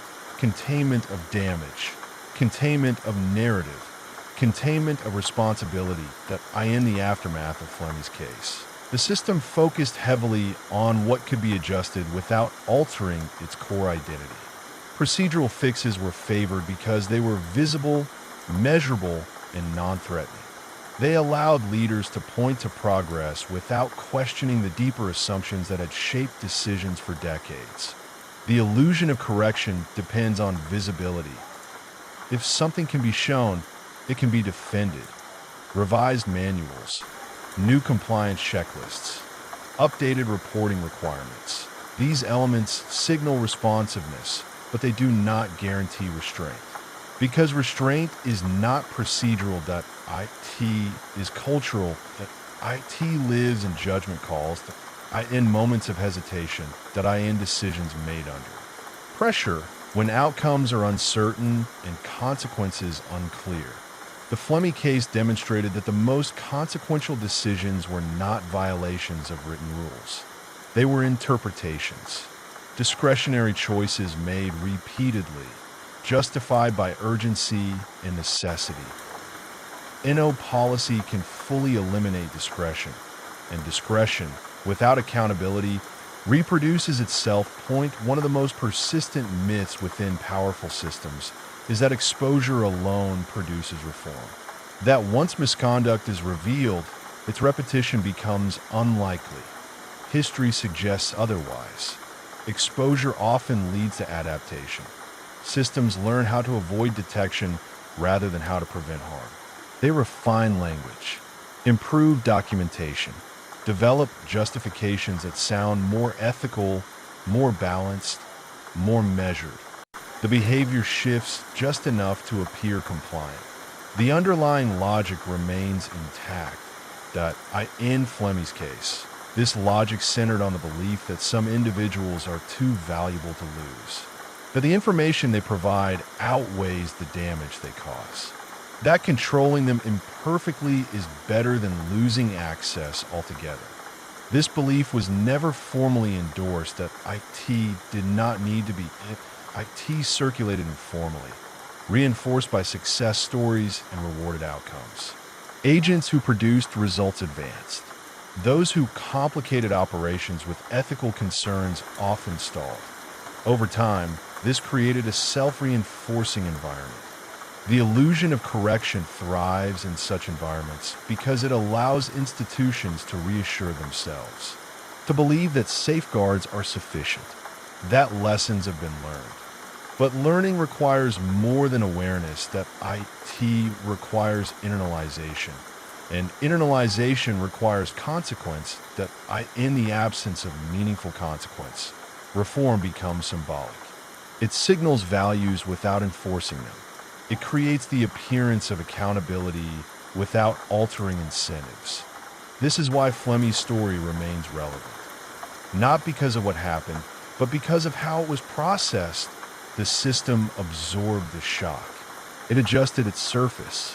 It continued forward. For some observers, this resilience is interpreted as strength. For others, it is cause for concern. Because resilience without reflection becomes rigidity, and rigidity resists moral recalibration. Within law enforcement, there were individuals who genuinely sought change. They advocated for stricter limits on informant protection, for clearer escalation pathways, for independent oversight not embedded within the same hierarchy. These voices mattered, but they faced institutional gravity. Large systems move slowly and only when compelled. Change that threatens operational advantage encounters resistance, even when ethically justified. The result is often compromise, incremental reform, enough to reduce immediate risk, but not enough to alter foundational beliefs. This incrementalism allows institutions to claim progress while postponing deeper transformation indefinitely. The illusion of correction persists because it is comfortable. IT avoids the destabilization that accompanies true accountability. It preserves continuity. It reassures stakeholders that the system remains fundamentally sound. But soundness cannot be declared. IT must be demonstrated, and demonstration requires confronting uncomfortable truths, not once, but repeatedly. The Flemmi case required a reckoning with questions that remain unresolved. What limits should exist when working with violent individuals? Who bears responsibility when those limits are crossed? How much harm is acceptable in pursuit of enforcement goals? Avoiding these questions does not neutralize them. IT postpones them. And postponed questions tend to return, often under more severe circumstances. The illusion of correction fades when a new scandal emerges, when familiar patterns resurface, when assurances sound rehearsed rather than reflective. Each recurrence erodes trust further.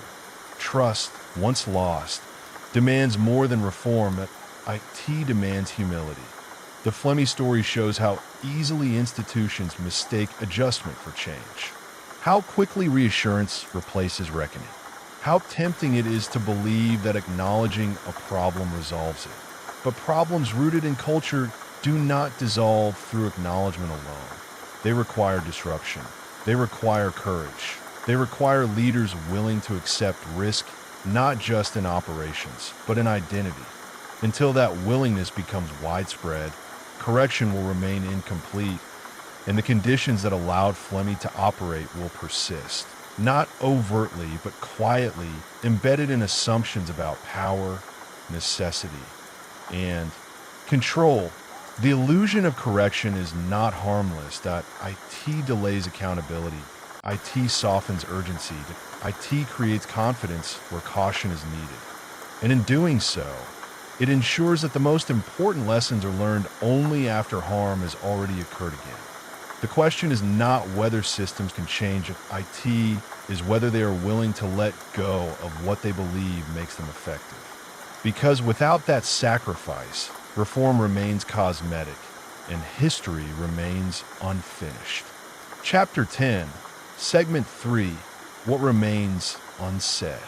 When a story of Stephen Flemmi is finally set aside, what remains is not a conclusion, but an absence of certainty, an absence of comfort, an absence of assurance that the conditions which enabled his crimes have been fully dismantled. This absence is not accidental.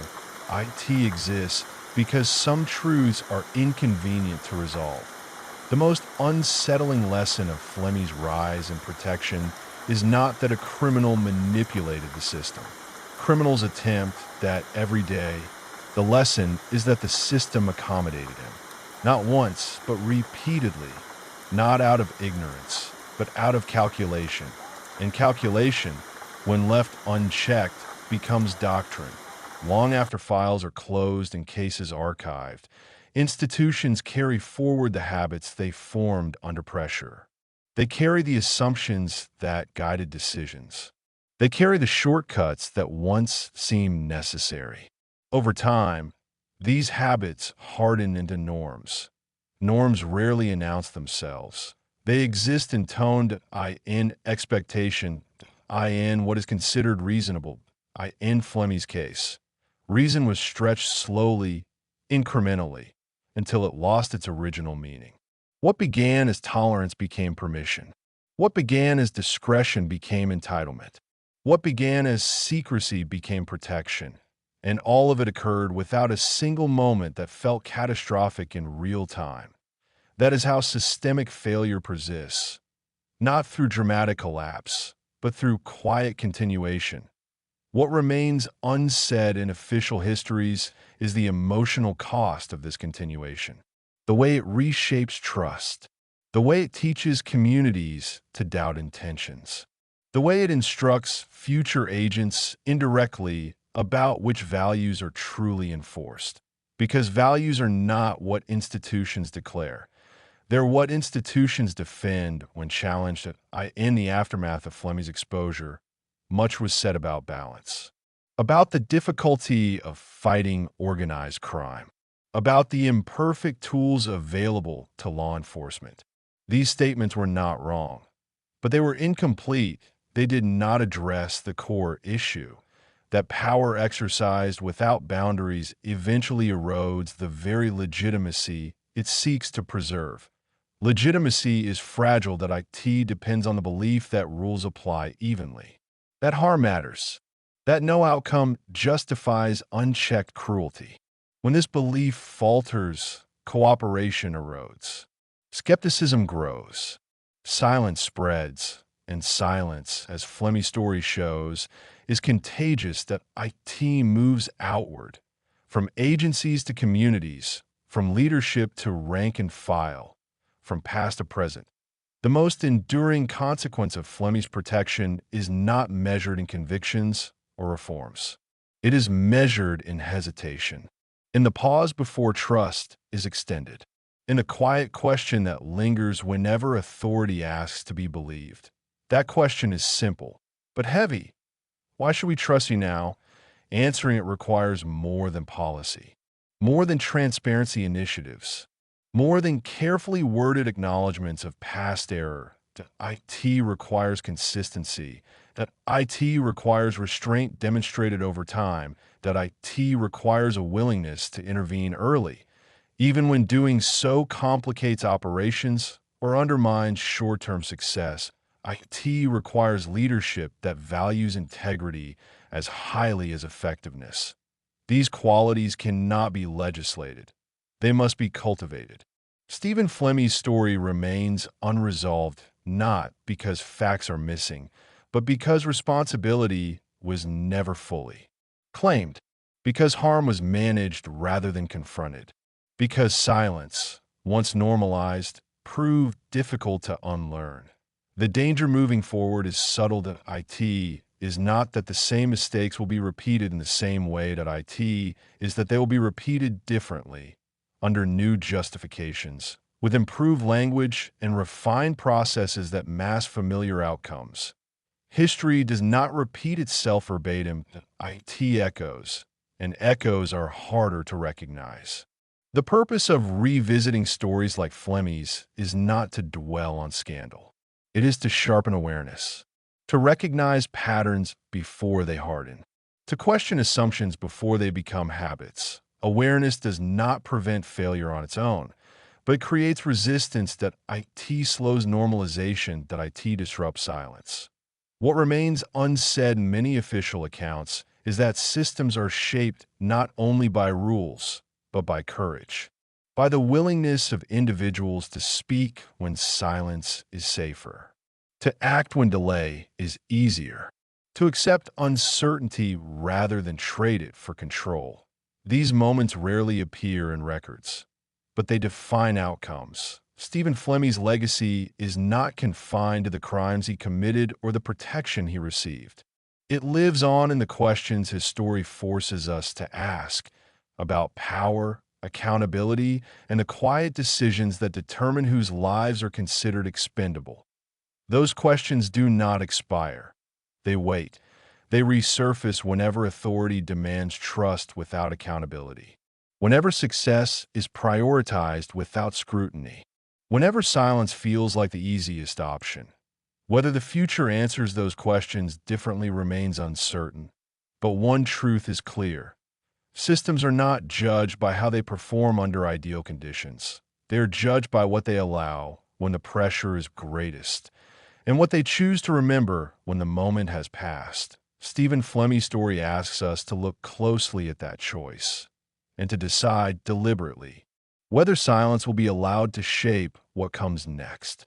As this story comes to a close, there is no clean ending, no single sentence that restores balance, no moment where harm is fully undone.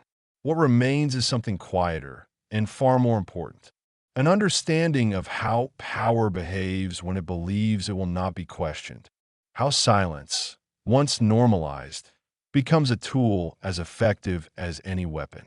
And how systems meant to protect can slowly drift into protecting themselves instead. Stephen Flemmi was not the beginning of this story, and he will not be the last. His rise was made possible not just by violence, but by permission. Permission granted through inaction, through rationalization, through the quiet belief that some outcomes are worth any cost. The real danger is not in the past we've examined, but in the future shaped by how that past is remembered. Because when lessons are softened, they are forgotten. And when accountability is partial, repetition becomes inevitable. Stories like this are not meant to provoke outrage. They're meant to sharpen awareness, to remind us that integrity is fragile, and that once trust is broken, it does not return easily. Thank you for staying with this story until the end, for listening carefully, and for sitting with questions that have no simple answers. Take care of yourself tonight.